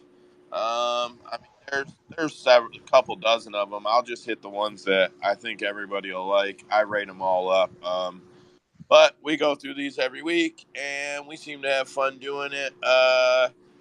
So, man, I wish Wes was here because Waldo Acosta is fighting Junior Tafa on February 11th. I don't know why they like Waldo Costa, but you better take his ass. The UFC likes him. I don't know why. Don't bet against that, man. I've been telling you guys, it's been cashing. I do not know why they give this man fights he seems to be able to win. I haven't taped that fight yet, Who's but he fighting again? Junior Tafa, he was supposed to fight Lane, and Lane is out, so he's fighting Junior Tafa. So, I Should don't be know. a striking battle. I don't think Costa is like super elite or anything. But man, he just keeps winning, bro. Like he does keep winning. So I'll look at it. I will tape it. You guys know that. But man, just Bro, look at who he's fighting. Come on, man. This guy's not going to go anywhere. He'll keep smashing these unranked dudes. But if he ever touches a ranked guy, man, yikes. Yeah, I agree with you, Andrew. I feel like this can be another story of what's his face, the guy who beat up his wife. Damn it, who went to Bernacle or boxing, whatever. Dana White. no, No, he's come talking on. about Greg Hardy. Yeah, where like he might have started winning or like had kind of like a good record in the beginning, but like come on, like we all could see that he didn't have the skill to be up there, and then yeah, he got beat the shit off like the last 3 or 4 fights. But So yeah, I feel like that's here's another what I example. will say. I just said I don't see him as a great talent. He's getting favorable matchups because they like him. But if they walk him slow, there is a legitimate way that guys, when they're not rushed through the UFC, get several levels better. I'm not calling him to be a champ. I'm not like don't put me on the cross here defending this guy. But like if he were to walk up 4 or 5 favorable fights, slightly getting harder and harder, stiffer in competition, like you could see a great improvement in his game. Like the guy's got good striking. I'm not saying we're ever going to see him up in the top 5, top 7, but I think he's got a future in the UFC and they like him. That's I'm not a narrative guy, but like there's certain dynamics, and when the company likes you, keep making weight and keep doing whatever you do to make them like you. Yeah, I don't know. I agree with you though, Andrew. You put him up there with them big boys, they're probably gonna fucking sleep him, no matter how much I like him. Courtney Casey is out. Gabriel Fernandez will fight Yasmin. Say her last name, Andrew. I think it's Jazz Devicious. Yeah. Courtney Casey's out, bro? Yeah, she's out. Oh, man. Dude, that was Split City right there. Scratch that shit. March 4th, Valentina Shevchenko versus Alexa Grasso apparently is set to go. Let's go. Yeah, I favor Valentina, but like I think Alexa's really good, and I think Valentina is slowing down. I'm sorry, I think she is. So like, man, maybe if it goes to the decision, we could see something weird. See and new. Go ahead, Marin. I mean, who's riding and catching these big underdogs with me with Grasso? Now I'm just messing with you guys, but for us, I mean, I'm gonna be cheering with Grasso always. I do think that I wonder why. honestly, like to Joe's point, like I've seen her like last few like matchups, and she's been looking good, dominant, except the only one where she lost, which was the Lemos one. I feel like in that one, Lemos just rushed out, like beat her up, and that was it because the fight only lasted like 20 seconds. But other than that, like she's looked composed and like she's won the mostly decisions, but she's won, and like I mean, if she sticks to the game plan, it should work. But let's see what happens from here to the fight. Yeah, in her last fight, I literally was saying to the people I watched fight with, like, she's 1 or 2 fights away from being ready. But Valentina has been very good at fighting people before they are ready through her career. She has been very good at that. You can go back, you can look at where people were when they fought her, where they went after. She's been very, very good about getting them out of the way, and she doesn't rematch for a reason because if they She's go like get the back, anti-Floyd Mayweather. yeah, she's very smart. I give it to her. Usman, go ahead. Tyler Santos did all that work exposing that Valentina Shevchenko is slowed down a bit and she can have some deficiencies on the ground just so that Alexa Grasso can pull out some wackadoodle win and submit Valentina Shevchenko. I don't think we need a decision. I think Valentina is going to realize real quick, oh shit, Grasso got a little bit on the feet here. Let me just take her down. It's going to be easy. I'm way stronger. Let me take her down. And she's going to get submitted by Grasso. And I think Grasso is coming into her age right now. Like, she's been around for a while already. And I think she was back at 115. She had her ups and downs, comes up to 125, and she's filling out. I think she's only getting better. And unlike every other fighter that comes out of Mexico besides Brandon Moreno, they've fallen on their face before they even get to this top 10 area. I think Alexa Grasso can break through.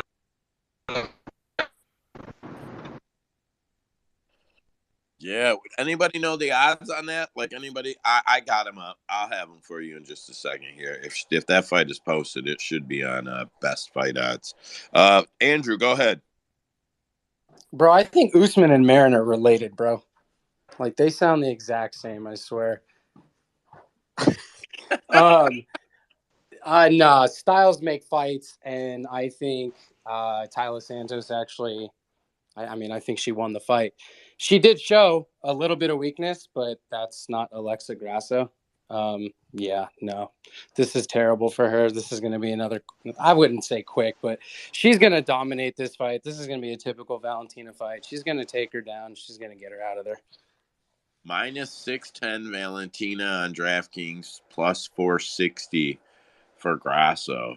Betway's got Valentina at minus 549 and Grasso at plus 400. Those are the best odds and the worst odds. There's a couple in between. Dude, even on the feet, like, I think Valentina keeps space. She sticks that jab out. She's good with the leg kicks. I think she beats her on the feet too, bro. Unless she trains differently and shows, I don't know, that it was a fluke in the last camp, I think Grasso will be faster on the feet. I feel like, man, unless it was just the way she trained to fight Santos, like, I felt like Val looked significantly slower last fight. Like, I felt like it was very notable. Maybe You think she when you looks get slower on the 7 feet? title defenses in. What's that, Andrew? You think she looks slower on the feet? Yeah, I thought Like her standing hands. up? Yeah, Okay. I did. I don't know if it was because maybe she wasn't training striking as much. Maybe she was preparing. You know, she's very good at prepping for her opponents. Maybe she was preparing for grapple heavy, clinch heavy. Maybe she was preparing different. So it's like a fluke in what I seen. But man, it looked like she is genuinely slowed down to me. Liam, go ahead. Man, I honestly felt so robbed on that fight. I had Talia Santos 2 units at plus 450. And boys, I thought we had done enough. But the other thing was, I thought that the damage to Talia Santos' face from the clash of heads was like the ultimate decider. You know, like, there's been a number of women's fights where if there's a clash of heads, if there's like significant bleeding, it doesn't matter who's winning the striking exchanges because, like you mentioned, they don't often win by knockout. So it comes down to who looks worse and who's looking worse after each exchange. And if I already have a giant cut on my head, I'm going to look worse, even though I thought she was doing great work throughout the fight. And I thought that what's interesting is she has a background as a Muay Thai striker. That's like most of her background, but she's just very physically strong. And she has a blue belt in Brazilian Jiu Jitsu, but she trains with good people and she knows real skills and she's made it work for her in MMA. And she's super physical, which a lot of women are not. And so I had said to myself before the fight, the reason I thought she was going to win was because she was really physical. And Val's used to just bullying people around like they're no big deal.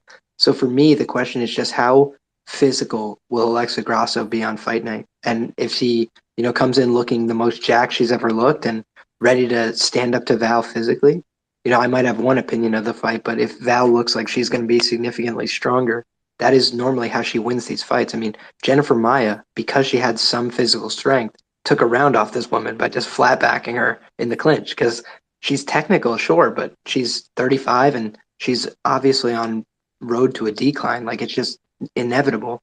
And she's not even focused on all these fights. So then if somebody like Jennifer Maia can take you down and just hold you flat for a round, anybody who could really grapple could give you problems. And so Alexa Grasso has been focused on her jiu-jitsu pretty intently for the last 2 years. I'd be interested to see how that translates because I do think Valentina's grappling is somewhat overrated. Yeah, I think that we've been shown that. I don't want to necessarily say overrated. I just feel like people are catching up to it. Like, I don't, like, I feel like it is what people thought it was, but it's like any standard you set. Like, they're training to catch that. Everybody's staring at Valentina. Like, you're training for the opponent in front of you, but you're training for the champion. So I feel like the skill sets needed to dock or to bay her grappling, they're just those skill sets. These fighters have that now. Like, she's got to evolve, and I don't see it. I see her aging, whether people realize it or not. She's aging fight wise, no matter what. She's aging round wise. And I'm a huge Val fan. I always have been, but like, man, I'm worried we're going to see her lose it and not get it back. She should retire soon, in my opinion. Marin, go ahead. Oh, I just wanted to say goodbye to you fellas, and have a good night. I gotta start getting my things ready for tomorrow because I'll be playing some soccer games after work. So gotta find my old stuff. But anyways, this was fun, guys. See you all next week, and good luck on the way. There's no fights on Saturdays. But anyways, stay safe. Later on, bub. We'll see you next week, bro.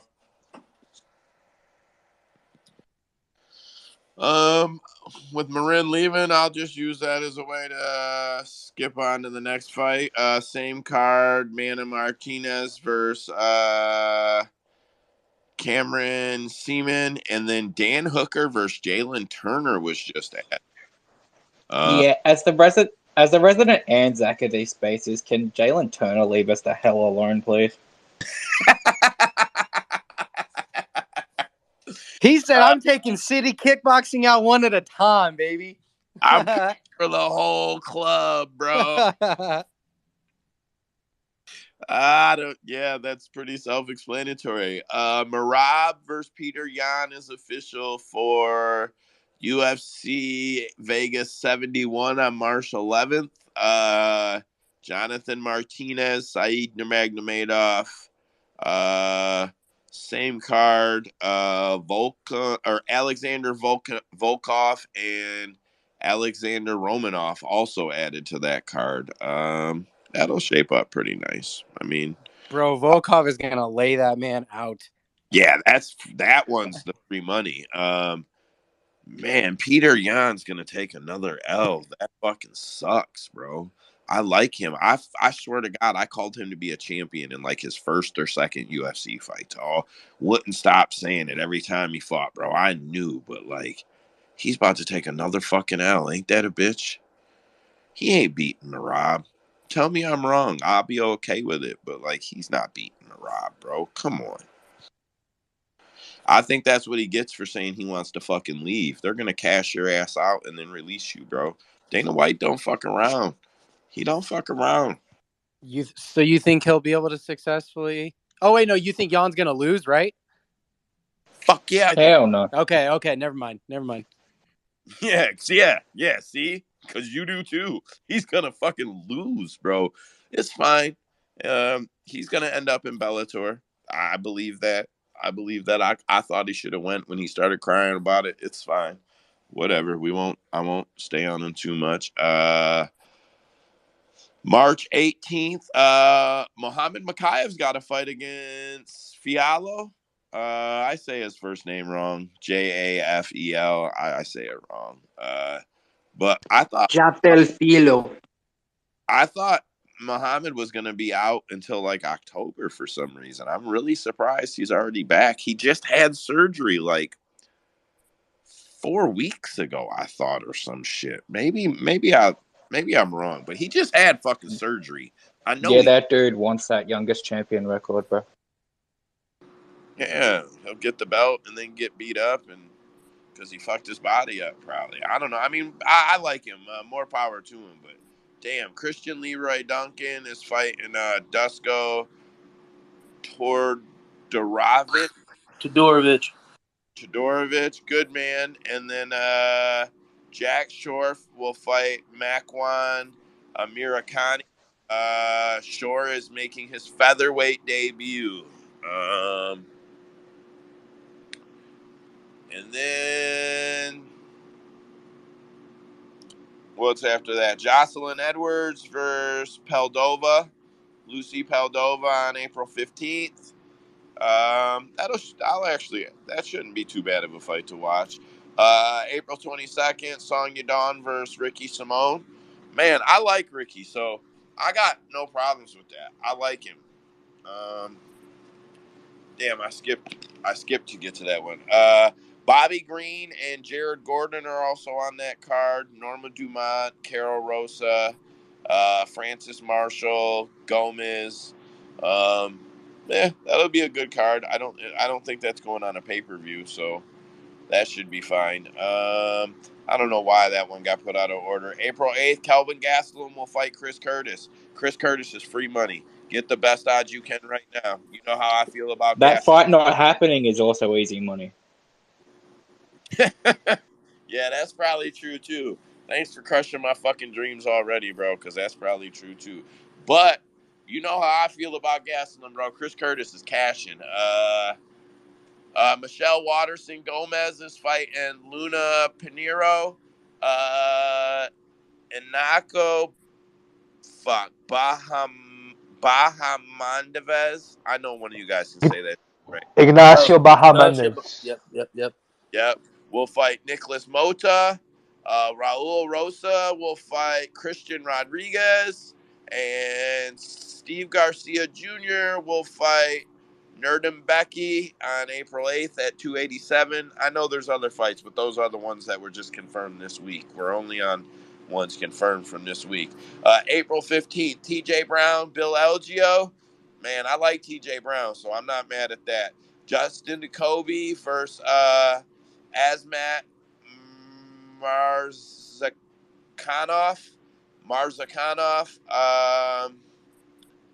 Danae versus Heinstead. Brady Heastant. I know I don't say that one right because I don't know the Brady pronunciation. Highstand. Yeah, I think Cade knows that dude. He's talked about maybe trying to get him in here. He's a nice enough guy. I did a little dive on him, so I'll root for him. Pedro Munoz versus Chris Gutierrez. Pierre Rodriguez versus Jillian Robertson. Lando Venata versus Daniel Zulhuber. Sulhuberg. Yeah. Sulhuberg. Denise Gomez is fighting Bruna Brazel. Martin Boudet is fighting Jake Collier. How the fuck does Jake Collier still keep getting fights, man? I swear to you, that dude is Dana White's wife's nephew. That's what happened on New Year's Eve. That's what happened. She made him give him this fight. That's what happened. I'm fucking telling you. I've been telling you. He's got to be your fucking nephew or something, bro. It don't make no fucking sense. Fuck is, bro. I don't know what Dana. And then Edson Barbosa versus Billy Quarantino. I'm looking forward to this. I'm really looking forward to this. Yeah, so Edson has looked really good lately, but he's got to hit the downslope. I really hope this isn't it, but he's got to hit the downslope, man. Like, age catches everybody. Give me Billy Q. Yeah, like, I love Edson Barbosa, bro, but I am so worried about age catching the guy. I'm just going to be honest, like, Billy Q aside. Billy Q's taken some damage recently, though.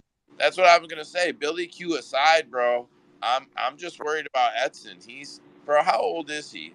37? I guess that's not quite. I thought he was 39, so that's not as bad as I thought. But he lost the decision. Billy Q's about 34. He lost the decision to Mitchell. He lost the KO to Giga. And then he had like where he beat Shane Burgos and Americani before that. But bro, he lost 5 out of 6 right before that. Fuck. I love Edson Barbosa, but I think they're trying to boost Quarantillo because if you've noticed, like his last few matchups, he's getting guys that like can't hold up cardio wise because that's like clearly his advantage. I think his striking defense is like one of his biggest disadvantages, obviously, because he gets hit a lot. But he just the way he fights, he's like a junkyard dog, so he just keeps outlasting these dudes. And this is the same thing because I initially thought the same thing. I'm like, oh, dude, Barbosa's gonna tear this guy up. But then, yeah, Gabe mentioned it. I think too. Like it makes sense, man. He's just gonna draw him out until he gets tired, and he's gonna gas him out. Yeah, I see it too, man. And like, I get a little bit attached to these guys before bet time, but when it comes time to cap it, it won't matter, man. But like Edson's been at it a long time, and he had a bad stint, and he should have retired after he had a couple good ones. I don't know. I understand. It's not as simple as, these guys retiring at 40 years old, even if you've made, $2 million in your career, it's just not realistic. So like, I get why they keep fighting, but like, fuck, it sucks sometimes to see some of these guys go downhill. April 29th, the only fight announced on the card, Nathan Levy versus Pete Rodriguez. Bet the house on Levy. Fuck yeah, all day. Dude, Wes doesn't like Levy. Have you seen what Dana Maddalena did to that other dude, bro? You kidding? He says Pete's gonna knock him out, bro. Yeah. On what planet? No, Liam, what do you got on that fight? I haven't looked into that matchup at all, but Pete Rodriguez can bang. Don't be mistaken, boys. If this fight is on the feet for any length of time, he can absolutely knock that guy's head off. And Levy throws naked leg kicks. So, I mean, it sets up a right hand perfectly for Pete Rodriguez. So, yeah, I can see it. Levy should out-grapple him. I mean, he's a better grappler, but better grappler doesn't always win.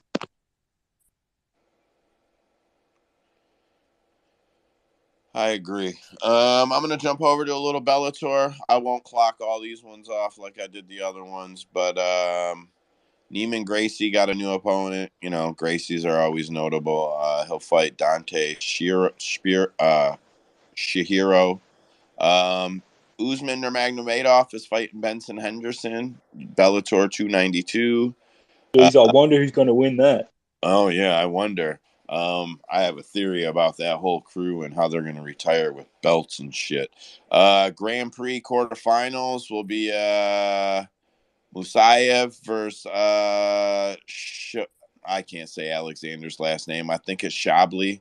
Those are kind of notable. There's a bunch of fights announced. Man, James Gallagher, that's the one I was looking for. He's fighting Lindro Hugo. Gallagher's pretty fun to watch. Lindro Hugo. Yeah, I'll tune in to watch Gallagher. That's the truth. He's just fun.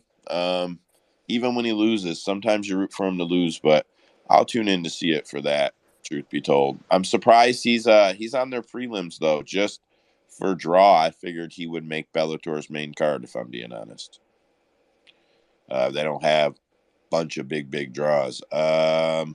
Kat Zingano is fighting Liam McCourt. I think that'll be a fun fight to watch. That's Bellator 293. What else do we got? Oh, Bellator Paris. Douglas Lima versus Costello Van Steenis at middleweight. I like Douglas Lima, so I'll watch that one. I'll probably watch that fight just to catch the Douglas Lima fight. Man, fucking PFL. You still with us, Andrew? Because I did a whole fucking PFL. I look at PFL every week now because of you, bro. If you flake out on me and you don't keep up with PFL this year, we're going to have fucking beef. I'm going to probably end up watching these cards because I do so much fucking whatever I do on this shit. Drives me crazy. I mean, I'm not going to be taping shit like 3 months in advance, but yeah, I mean, come like the fight cards. Yeah, we'll definitely be ready to go. So here's what I got. They announced 2 cards. Week 5, women's flyweight. Chelsea Hackett versus Desiree Yanez. Hackett is coming off a second-round TKO loss to Victoria Leonardo on Dana White Contender Series in November 2020. Muay Thai specialist Caitlin Neal will face Belgian fighter, I can't say her first name. It's Gredit Eckhout. Did you say Caitlin Neal? Is that the chick from The Ultimate Fighter? Yeah, Caitlin Neal's from the Ultimate Fighter. The girl that lost to Julia in the finale. Man, Isn't that the chick that Usman really likes a lot? I feel like it was Caitlin Neal. She's like that tall, thin chick, right? Yeah, she was the runner-up on that season. She came in second. Yeah, okay.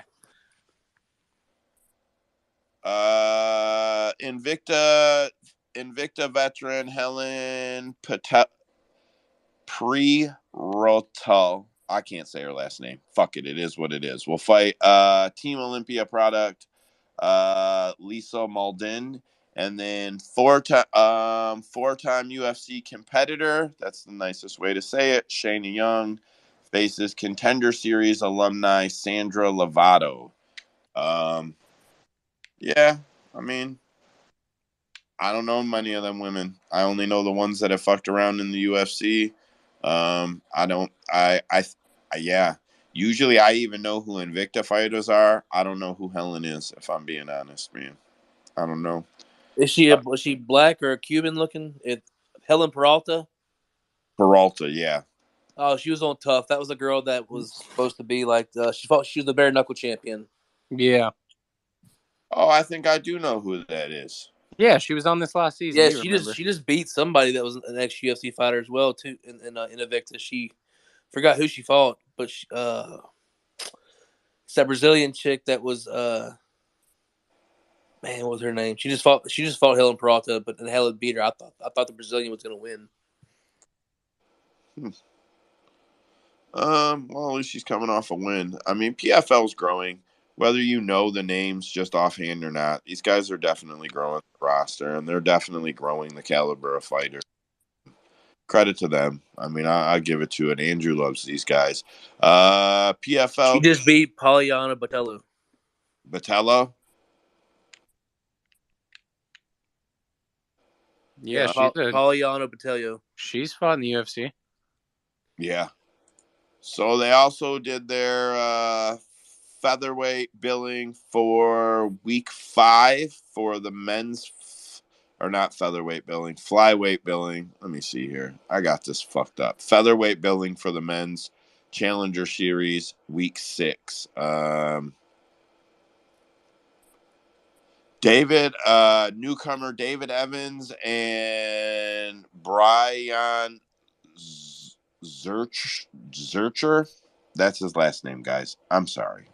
I don't speak all these languages. I brush up on all the UFC fighters I can, and Andrew has me doing this shit. I struggle with the UFC fighters. Give me a break. SBG Ireland prospect Nathan Kelly. He's 2-6. Hey Joe, let me give you a little advice. If you Yeah. just say it like you mean it, ain't nobody gonna question. Like, oh, he knows what the fuck he talking about. No, Maybe I've because been saying that name wrong this whole time. And then they're saying it wrong. Say that shit with conviction. Yeah, Michael Jordan. You know, talking about like Michael Jordan was your example. Yeah, but we know Michael Jordan in MMA, bro. You got it wrong. Do you know Michael Jordan in MMA? All right, man. He'll fight Erie's Fight Series vet Zachary Hicks. 2022 tournament participant Ego Husick will fight undefeated Gabriel Braga, and ex-Indian bodybuilder Vikas Ruhil will fight Africa's Extreme Fighting Championship and current title holder Cabessa. Cabessa. Cabessa. Yeah, that's the best I got. Andrew, you know who any of those guys are? Lay it on us. I got nothing for you right now, man. Did you say Rug? I know Rug. I'm just saying, bro. Like, I just prop to them, but I have no idea who any of these these guys are. I do know who Nathan Kelly is. That's not true. Yeah, but you said this is their Challenger Series, right? So these people aren't supposed to be known. Okay, good. It's like the same way people watch like Dana White Contender Series. Like nobody knows who those people are until the card gets released, and then they go look up tape. Oh, I understood then. See, I don't watch this shit. So the Challenger Series is basically like an intro to PFL as like a professional, so to say. And then once they build themselves up there, that's when they'll work themselves into the tournament or the regular season. You know what I mean? I got you. This is to see who makes the season. I get you. Some guys get slots, so this is like I get it. Okay. That's all I got on them. They grow up so fast, Andrew. One fight in the others is one championship. Stage Norcutt will fight Ahmed Majtabi. Isn't that the headliner? I don't know. Right now, I don't know for sure, but it's on the one's U.S. ground, like their first on land fight card in U.S. soil. Yeah, on U.S. soil. There you go. And it's one fight night 10. So I know that's why this dude's coming off of a 4-year layoff.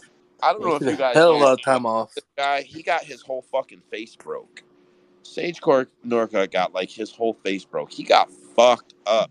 I didn't think he'd ever fight again, if I'm being honest. So good on him. Please don't go out there and get Yo, murdered. man, he's set though, bro. He married an actress, bro. He secured the bag. He married a what? He married an actress, bro. He secured the bag. He's good to go. He ain't got to fight. Remember when the UFC tried to make him and Paige Van Zandt the next big thing? Yeah, look how that turned out. Well, I mean, he had everything going for him. I mean, he had the highlight reel, he had the look, he had the build. I mean, the kid was a star. His talent only brought him so far. I think he did himself a huge disservice by sticking around with Team Alpha Male, to be honest with you. Yeah, they all do. Team Alpha. TJ Dillashaw was ahead of the curve. That's the truth. I think Dwayne Ludwig was the curve, to be honest with you. Probably. I think there was something to the idea that Dwayne and Cody were juicing or Dwayne and TJ were juicing and it didn't go over well at Alpha Male. I believe that story will probably one day come out. It's I followed that pretty closely. It seems like there was maybe a group of them that were okay with that lifestyle and a group of them that weren't, and the ones who were left. Just what it seemed like to me. Joe, you about ready to roll one? Bro, I'm on my third one. This is what I do to stay up on this fucking space. I'm behind. MMA dirt sheets. I only got a couple of four little three things on here. Robert Whitaker is indicating that the AP fight or AP may not rematch Izzy right away, and he may get to fight him in April or May. That would be exciting. I talked about Bisping's back earlier. Carlos.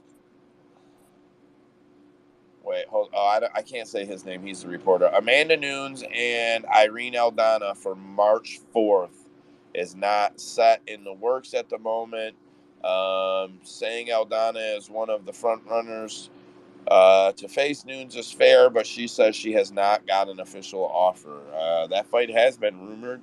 No official offer, according to Aldana. Gilbert Burns is calling for Colby or Bilal or Colby on Tough. Man, maybe I'm wrong. Does Colby sell Tough? Do people tune in to see Colby, or do they get sick and tired of his gimmick? On Tough, hell yeah.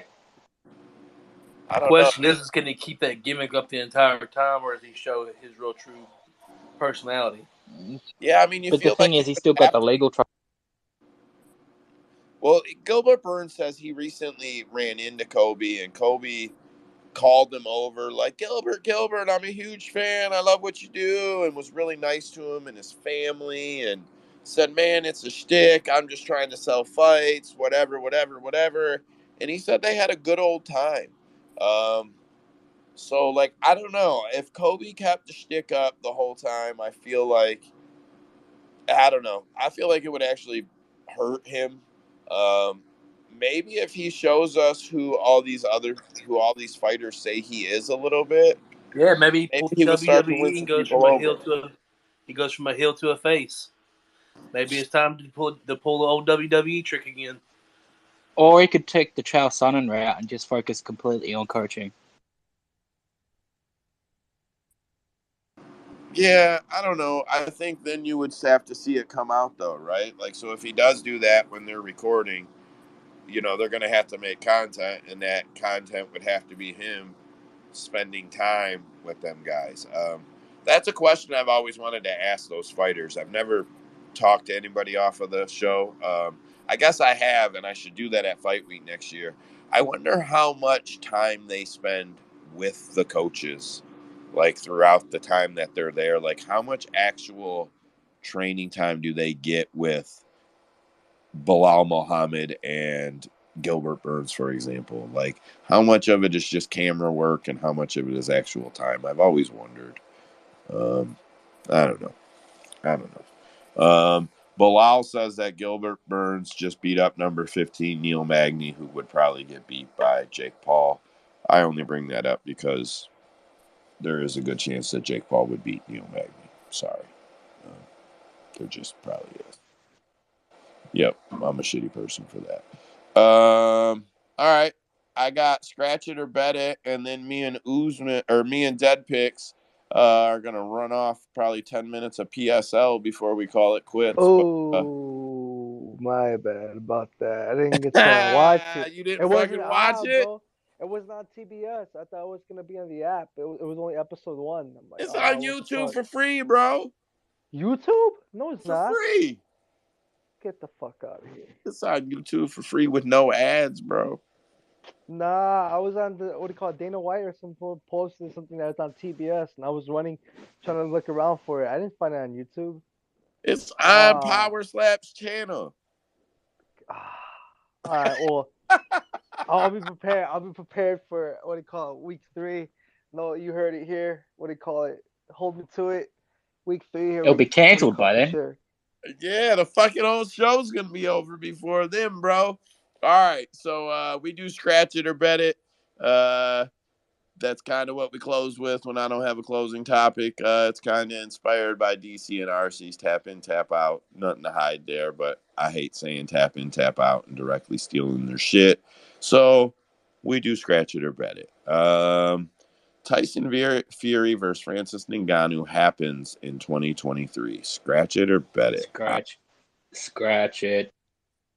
I bet it. Tyson Fury made an offer. He said, "You want some big boy money? Come fight me." I think Francis will do it. I think Francis will take it. I'm not saying it's a good idea. I think Francis takes the money because I think Fury does it because I think he knows it's a fucking cakewalk. I think he knows it's a cakewalk. Yeah, to be fair, I think the Bronze Bomber's a bigger puncher than Ngannou is. Yeah, especially they're talking about Fury saying he's willing to change the gloves. So then, like, maybe, I don't know, but like hands wrapped, full size gloves, 8 ounces, 10 ounces, whatever they use at that weight, by whatever rule set they're on. Yeah, Wilder hits probably. I don't want to say probably. He hits way fucking harder. So it was Francis versus Wilder? What do you call it? That or was it Fury? Because I thought it was Fury that was trying to get the Francis fight. It is. Yeah, it's Fury. He's just saying that Wilder hits harder. So even if he connects on Fury, what's he gonna do? Oh yeah, no. What do you call it? Francis has nothing for him, man. Like that's all this is just a whole circus show. It's like the Rocky, when he fought Hulk Hogan. Like it's just a sideshow attraction. Well, Like, if you look at his knockouts, they're not these like big, clean, like technical knockouts. He comes in like when he knocked out Jairzinho, he just bum rushed him. He just come in swinging hammers and connected. Nah, bro, you're not gonna do that to Tyson Fury. He's gonna dance all over you, son. It was clean as fuck when he knocked Overeem out, bro.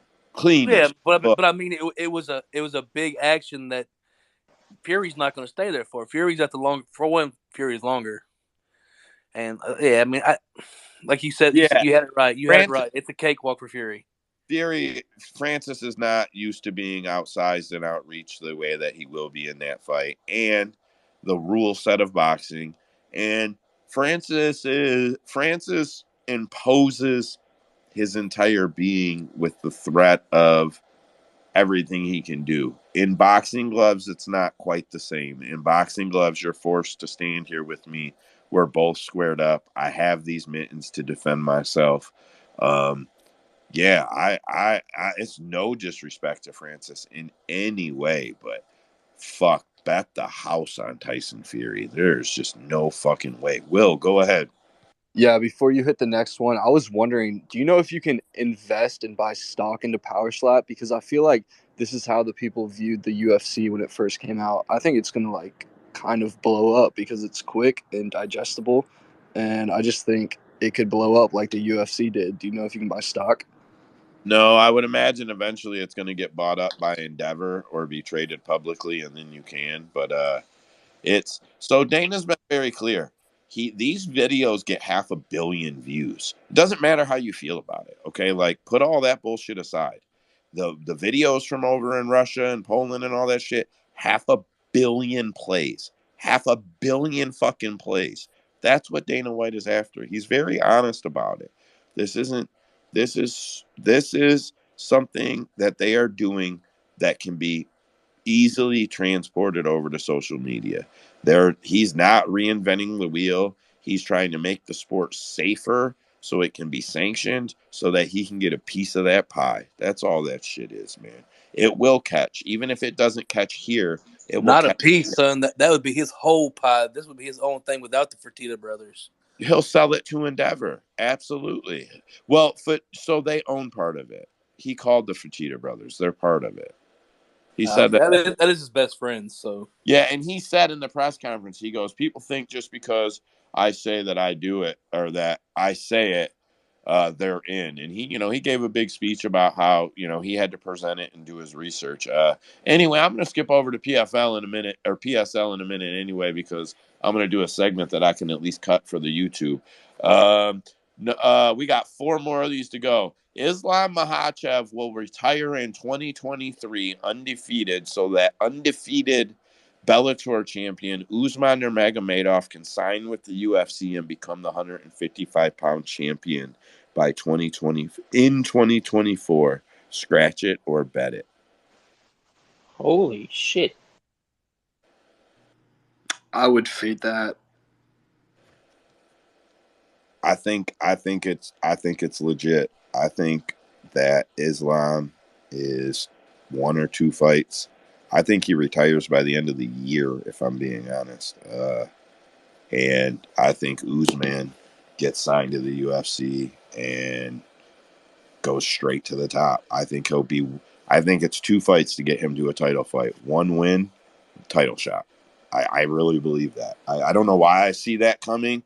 I watched that camp. You guys know I study the region over there. I watched the Kadyrov situation. I understand his relationship with the Dagestani fighters, and you guys know I report on that quite a bit, or talk about it, whatever the word. Maybe I shouldn't say report, but man, I really think that's coming. I really, really, with all my heart, think that's coming.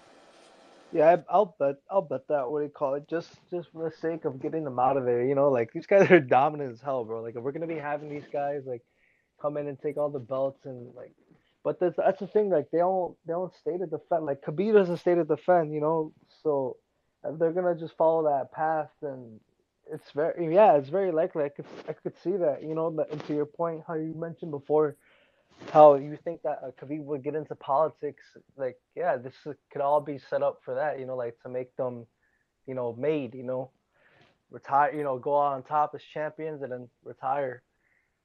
Yeah, it sounds about right. I'll bet that.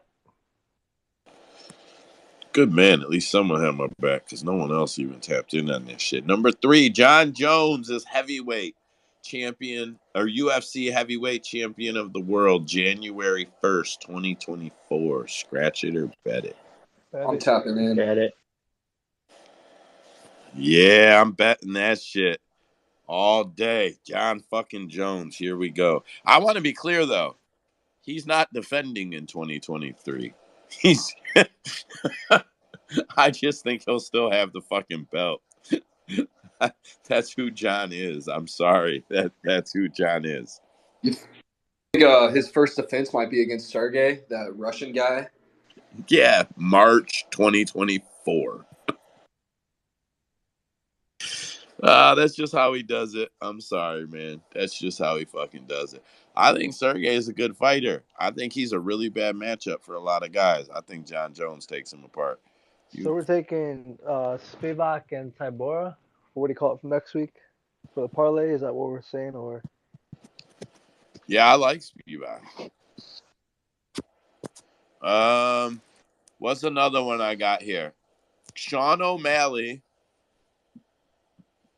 will main event or co-main event UFC International Fight Week in July as the 135-pound champion. Scratch it or bet. As the champion. No. I think they'll fight for the interim belt, right, with Cheeto? I'm thinking. Bro, if you think Sean O'Malley is going to fight 2 times in 6 months, you're fucking out of your mind. Yeah, that's not really his style. I'll give you that. I'll give you that. I'll pass. And if he fights a Cejudo, he's not winning. Dude can't wrestle. You think Cejudo gets him? Yeah, Sean can't wrestle. Yeah, that's fair. That's fair. I can't really argue with that. Last one. AP versus Jamal Hill headlines International Fight Week for the 205-pound belt. Scratch it or bet it. No, you fade that shit, bro. They're going to hold out for Yuri. No, listen, they're gonna do one before Yuri gets back. He's talking October. Nah. Watch them wait. Watch them sit on it. Dude, that's the fight to make. I'm telling you. They're going to sit on that shit. I'm pretty sure they said they're going to do at least 2 title fights. They did. So Nah, AP seems to want Jamal. Jamal, I don't know if you guys seen it. Jamal has put out videos saying that AP can bring that shit. Jamal just got a 6-month suspension from Brazil, so he'll be eligible right in July. They said up to 180 days. Man, if AP don't end up working something out with Whitaker, I could see it. Will, go ahead. Wait, I think we got, is that Will? Oh, no, that's Wiz. Wiz, go ahead. Yeah, I was gonna speak to the point about the Jamal Hill situation. So Jamal Hill is suspended for 180 days, and I don't believe it's up to for the fractured nose. And around that time, when that suspension is done, that's when Yuri said he's expected to make a full recovery, which is July to August. So I really think the next fight at light Nah, he's heavyweight. saying October, November. No, he just spoke about it earlier today or yesterday, where he said it was July or August since the recovery has been going a lot quicker than the doctor expected. So if that's the case, then it's probably going to be Yuri and Jamal. And in that fight, I will be max betting Jamal Hill. Yeah, for whatever it's worth, I don't disagree with your theory there, but I know that Jamal and Figgy, weird enough, both have broken bones on their face, and they are the 2 suspensions that are listed as up to 180 days. All the other ones are hard 180 days. Earlier in the space, I was talking about how that's fucking ridiculous. Like, it doesn't even make sense. Doesn't make any sense at all. But those 2 are listed as up to, and all the other ones are listed as fucking hard. It doesn't even make sense. I mean, I guess Lauren Murphy probably makes sense. She could definitely use 6 months off, but not She should use a year off. I mean, bro, she only made $85,000. It's not like she's. By the time she pays, do they fly her home? Does she got to pay for the flights home? Because she could be broke by the time she gets. The fighters pay for the flights, their camp, and whatnot. Nah, they don't pay for flights, bro. They even try to get extra flights out of the UFC. They pay for their team to fly out when their team is more than 4 people. They have to pay for all those extra flights. but they get 4 fights out. I know that for sure. For sure. So that's pretty much all I got for the UFC or MMA, boys. We've been at this shit almost 3.5 hours. I did write up some Power Slap. I don't know if anybody actually watched it that's still in here with me. I know that several people that were in here earlier actually watched it. But yep, I'm probably gonna run through it anyway, so that's what we're gonna do right here. So the show opened with, so like these fights are recorded, apparently the ones that we seen on the first episode 10 months ago, or at least some of them. They had an event a while back. I know that for sure. It was like the test event and it was recorded. So I think all of these, but at least some of these were recorded 10 months ago. They flashed the 10-month marker when the shows when they started. Then they flashed it again after the commercials. They didn't flash it during every one, but I still think they were all recorded 10 months ago. The show opened with a clip from 10 months ago of a competitor named Chris Thomas. He KO'd Chris Kennedy with 1 slap. The dude was lost. He didn't even know where the fuck he was. He was like, "Where am I?" He was like, "You got knocked out." He said, "I was fighting." He said, "You're in a slap fight." Like, he was out of it. 1 slap. Chris Thomas got invited to the house, directly into the house for that one. Next one, I mean, these things go pretty fast. There was a good amount of commercials. Hey, And Joe. yeah. I'm about to head out, bud. That's all right, brother. Have a good night, bro. We'll catch up with you next week. Yes, sir. Had a great time. Talk to y'all later. Do the same. Later on. So where was I? Second fight. So this one was weird. A dude named Rob One Eye Wolf Perez beat Ryan Phillips via unanimous decision. But Dana White and his team, they were impressed with both guys. Dana was okay with it apparently, and you guys know I'm a Dana defender, but like he clearly was perfectly okay with it. But unfortunately, the commission would not license Perez. I mean, Dana did say on the show, he goes, "Yeah, my common sense kicked in, and I guess if you only have one good eye, you probably shouldn't be getting slapped in it." Yeah, Dana, fucking, you think, you fucking think. Next fight was a dude named Michael Smith, known as Slap Jesus. I actually liked both of these guys.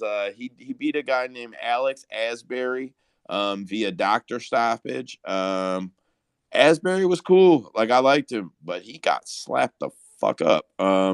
Both guys threw nice shots in round 1. Then Slap Jesus threw a right hand with like a second left on his clock, and it just KO'd Alex. Like, that dude was done. Both fighters were invited to round 2. Neither one of them made it directly into the house, but they were both invited to round 2 to keep trying to compete to get into the house. If I didn't say it, Ryan Phillips also made it directly into the house. Dwayne Crespo versus Matthew Strickland via first round. Dwayne Crespo defeated Matthew Strickland via first round stoppage. Crespo came out, won the coin toss, chose to strike first. It was a 3 count. If you guys have watched it, or if you haven't, they line it up and then they pull their hand back, 1, 2, they have to say how many they'll go. It was a 3 count wind up, and it put him out. Crespo made the house. I don't think Strickland even got given a second chance. They didn't mention it from what I've seen. Next one out, there's only a couple left here, guys. Well, I guess we're about halfway through. Jewel Scott versus Anthony Green. Jewel Scott defeated Anthony Green with a second round stoppage. The shots in the first round made me think that it was coming. The Green hit Jewel, but it didn't hit him real hard. Jewel had hit Scott and rocked him good. And in the second round, Jewel threw a right hand from hell. I mean, there was like a split second left on the clock, and he cracked him. He made the house. Anthony Green was actually invited back to do another episode to see if he can make it into the house. The next one is two women. One is named Sheena Bathory, if I say that correctly. She defeated Courtney Courtney Olsen via stoppage. Man, so I found Sheena on social media before Power Slap. She's like a bodybuilder. This woman is jacked. Like, you guys remember China from WWE? Like, fucking jacked. And like, I don't care. I love her. She's great. She smacked Courtney Olsen with, bro, after she got hit, she fell backwards and then stood up, and did a somersault forward. She was fucked up. Sheena was super cool though. Like, she picked her up and hugged her and thanked her. They were so impressed with her. Darius, who's one of the coaches, invited her to coach for the rest of the season. I feel like that was probably a little bit of a setup showcase. I just feel like they had to know how that shit was going to go. Maybe I'm wrong. Maybe it's not all kind of fixed and not all kind of slanted for Dana White to get more views. Maybe that's not real, but it sure seems that way to me. Wesley Drain defeated John Kennedy via stoppage. Round one, Wesley slaps didn't look intimidating at all. He like popped him, and I'm like, yeah, that ain't shit. Like, this guy's gonna get fucked up. And then Kennedy hit him with a good one. And I'm like, okay, this is how this is gonna go. Next round, Kennedy's got him for sure. This Drain dude looked like he barely connected, like with just the front half of his hand, and he put Kennedy fucking out. Drain made the house. Two more. AJ Hints defeated Tony Hanma. They kind of did this fight really, really fast. They didn't show very much. They showed the hit. He hit him really hard and put him out. AJ Hints made the house. That one, it wasn't like fully presented. It was like a clip of a slap fight. I think they were complaining that it was boring, and they just kind of breezed through it really quickly, and then they showed the finishing hit. In the main event, Vern Cathy defeated Devin Schwann via first round stoppage. It was like a showcase, man. Vern Cathy hit this dude with the first shot. He hit him super hard. They thought it wasn't fair. They invited Devin back to do another round to see if he can make the house, because it was just one crack. The whole thing was over. It wasn't much talk, much anything. Vern came out, hit him with the right, and it was fucking over. I know it catches a lot of shit, and I don't agree with the way that some of the mismatches may go. And I heard that some of the fighters were offered like 2K and 2K. 2K to show, 2K to win for this first round, which is probably shit, because even with a TBS TV deal, they could pay him more. Like, this is actually one of those situations where, even though I'm not terribly upset with the things that most people are, the damage and the no defense, like, they're signing up for it. People can do what they want to do in life, but man, I feel like there should definitely be more compensation for that. I don't care that it's a new league. It's not a new sport. They know the potential. They know where they're trying to get it. They have the money to invest and give to the fighters or athletes, competitors, whatever you want me to call them. I think it's a shit job. I think if dudes are getting $2,000 to show, through $2,000 to win, that's fucking ridiculous. But Tough didn't get paid anything, and this is a tough situation. But I don't know, I guess it's not. So this is like the Contender Series to see who gets in the Tough house is the best way I can explain this. So the show is set up where they're showing us guys trying to smack their way into the house, and then we're going to see the guys in the house compete, and then that will turn into a card. Like, it's all swooped up into one there. I don't know. I think there's a little bit of too much of Dana's hand or the company hand into it if that's all they're giving the fighters. But it's fun to watch, guys. I mean, it is. It's fun to watch. You can bitch at me all you want. I'll probably do this little 10-minute segment every week till they take it off the air. I do predict they take it off the air and it ends on Fight Pass. I predicted that a while back. I still stand by that. They're not going to let women get smacked so hard they're doing somersaults and shit on TBS. It's just not going to fucking go over well for long. But it is fun to watch, and they're signing up for it. Like feelings, no feelings, whatever. These guys hold a stick behind their back, and they're perfectly fine with it. Yeah, I don't know. It's just whatever. You can be pissy with me. Before I close the space down, this isn't too terribly late for us. Did anybody have a topic or anything they wanted to talk about? MMA related, boxing related, combat sports related before I shut it down? No, I don't see much. Yeah, I got something. I think Jack Della Maddalena is going to kill Randy Brown. I see people betting Randy Brown right now. Really? Like, yeah, notably? I mean, that's just what I'm thinking. They like Maddalena from what I can tell. Yeah. Randy Brown, man. Didn't we just see him fight not that long ago? I swear Randy Brown just fought. Yeah, he just fought Trinaldo to a decision. To a decision, yeah. He never quite unloaded on Trinaldo, right? And then Trinaldo looked good in the looked real good in the last round, right? Yeah, and before that, he beat Chaos Williams, which I think is pretty impressive, actually. Yeah, hold up. So the guy that said he was gonna go super heavy on Jack, what makes you say that? Like stylistically, what makes you so confident betting Jack against Randy Brown?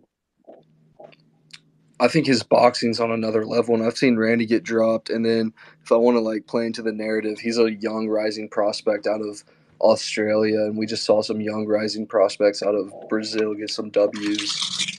So that's what I'm thinking.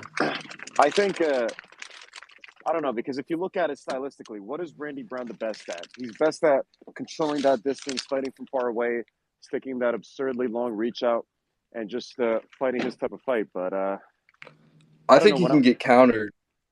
Yeah, I don't know. When I watch Jack fight, it's like two things that I kind of attribute to his success. It's like I think he's just like considerably heavy-handed. Like when I just see him touch guys, you can really tell it hurts. And I just feel like he's so ferocious when he kind of blitzes guys and he corners them, and he really hunts for the finish. So I don't know. Those are the things that kind of stick out to me when I watch Jack fight. I think he can totally do that to Randy Brown. I'm just not like super confident that it's like a Yeah, like I wouldn't say he's like 3-1, but I think he edges it out maybe. So I would say this: I would favor Jack just because. So I'm a big Randy fan, but he's not going to let go. He's not going to let his hands go. I believe if Randy Brown lets his hand go, he can knock anybody out. I mean anybody. I believe he's got the reach. I believe he's got the striking capability, the strength, the shoulder. I believe he can knock out pretty much anybody in front of him. But Randy Brown is fast too, man. He's so fast. When he does something, though, when he chooses to do it, that's my biggest problem, man. Like you're talking about Jack or Randy Brown? Randy Brown, bro. He doesn't let go like he should. Bro, I disagree. Dude, if you're gauging that off of his fight against Chaos Williams, for example, he's fighting some very heavy hitters, man. It's like if I was fighting fucking Chaos Williams, I would be super conservative as well. That guy has brutal knockouts. That guy just walked up and knocked out Abdul Razak Al-San like it was nothing. So I think Randy Brown lets his hands go all the time. I think it just kind of depends on the opponent. Against Francisco Trinaldo, Trinaldo has a lot of power as well, and he dropped Trinaldo. So I kind of disagree with that. I think he lets his hands go all the time. I only ever broke 100 punches once in his career. To be honest, he's only broke 50 punches like 3 times in his career. I don't know. I feel like if he would unload some more, he would find more success throwing 40 significant strikes in 15 minutes. isn't the pace. I mean, like, you look at Jared Gordon, and I think that's the missing piece. I think, like, if you're thinking, oh, but look at what he did against Jared Gordon, that's out of character for him. Character for him is low volume, never lets his hand goes in big bunches. If he lands 30 significant strikes in a round, it's a great round for him. And I like Randy. I'm a big fan of Randy, but, like, he don't let him go like he should, man. He could not. Randy Brown could be much further up the rankings if he would let his fucking hands go. And I've said that on multiple occasions in this space. Like, I love the guy, but man, he's got to let that shit go. Plus, you haven't even brought up the fact that he's going to clinch him, and if he decides to grapple with him, which I'm sure he will at some point, he definitely has that advantage over Jack. Jack against again, I respectfully disagree, bro. Jack against he fought the Dagestani. What was his name? It was like his second. Ramazan. Again, Ramazan Ameev, man. That guy just like Grammy rolled, and he just like he got out of every position against Ramazan very easily, and even against Angelusa in the Contender Series, he I think if Angelusa took him down, I think he got right back up. So again, I think Jack is honestly a super complete fighter, to be honest. I think his grappling is very, very good. Yeah, I agree. Jack should be the favorite. I'm just saying he should be the favorite because Randy won't let his hands go. I think Randy let his hands go. He could clip just about anybody, but Jack will get him because Randy will just stand there. When he should throw punches, he won't throw the ones he should. And Jack's good at pressure. Like, say what you want, man. He's good at getting in a guy's face and making a fight happen. He'll probably do that shit to Randy. Yeah, no, I totally agree with that, man. When I watch Jack fight, it's like I think he's just a supernaturally heavy-handed guy, but it's like he pours it on with that aggression, man. Like he puts that pressure on guys, and it's like the last guy that he fought, Danny Henry, he just like completely cornered him, blitzed him, and finished him super easily. Like, it's like once he feels like he hurts you, like he'll just swarm, and it's just like such a good attribute to have as a fighter. Yeah, it's someone will eventually be able to back him up, and then we'll see what he's made out of. And Randy may be that guy. Like, if I'm being honest, he may be. I probably will stay off of that fight just because of my belief in Randy Brown's knockout power. And even if Jack's putting it on him, if Randy slips him, bro, that shit's gonna end fast. I shouldn't say I'll stay off of it. I'll definitely watch some tape on Jack. Probably. There's not a lot to study, but I'll probably watch all his fights twice before I place any money on that fight. Yeah, the next card, Jiyeon Kim is like at the very bottom of the card. Who is she fighting? You guys see that? Any hardcores in this chat? You said who fighting? On the next card, UFC card, February like 2nd or whatever, Jiyeon Kim is fighting Mandy I don't know Boom? who. Yeah, that's who she's fighting. Yeah, you guys look into that fight or no? We're probably gonna break down. Well, we're gonna break down that whole card next week on Tuesday for sure. Yeah, I haven't gone that deep into the card. I've done a little higher up. Some of the guys that have already broke all that shit down, most of them guys aren't in here tonight. They'll be here next week. We break them down every week, every Tuesday night. So, I can tell you this, like, it is bad versus worse. Like, it's bad versus worse. You got Mandy Boom versus fucking Kim. Like, Kim's on what, a 5-fight skid? 4 fight? Has she ever won a UFC fight? I mean, like, Yeah, she arguably, a lot of people thought she'd be Priscilla Cachoeira.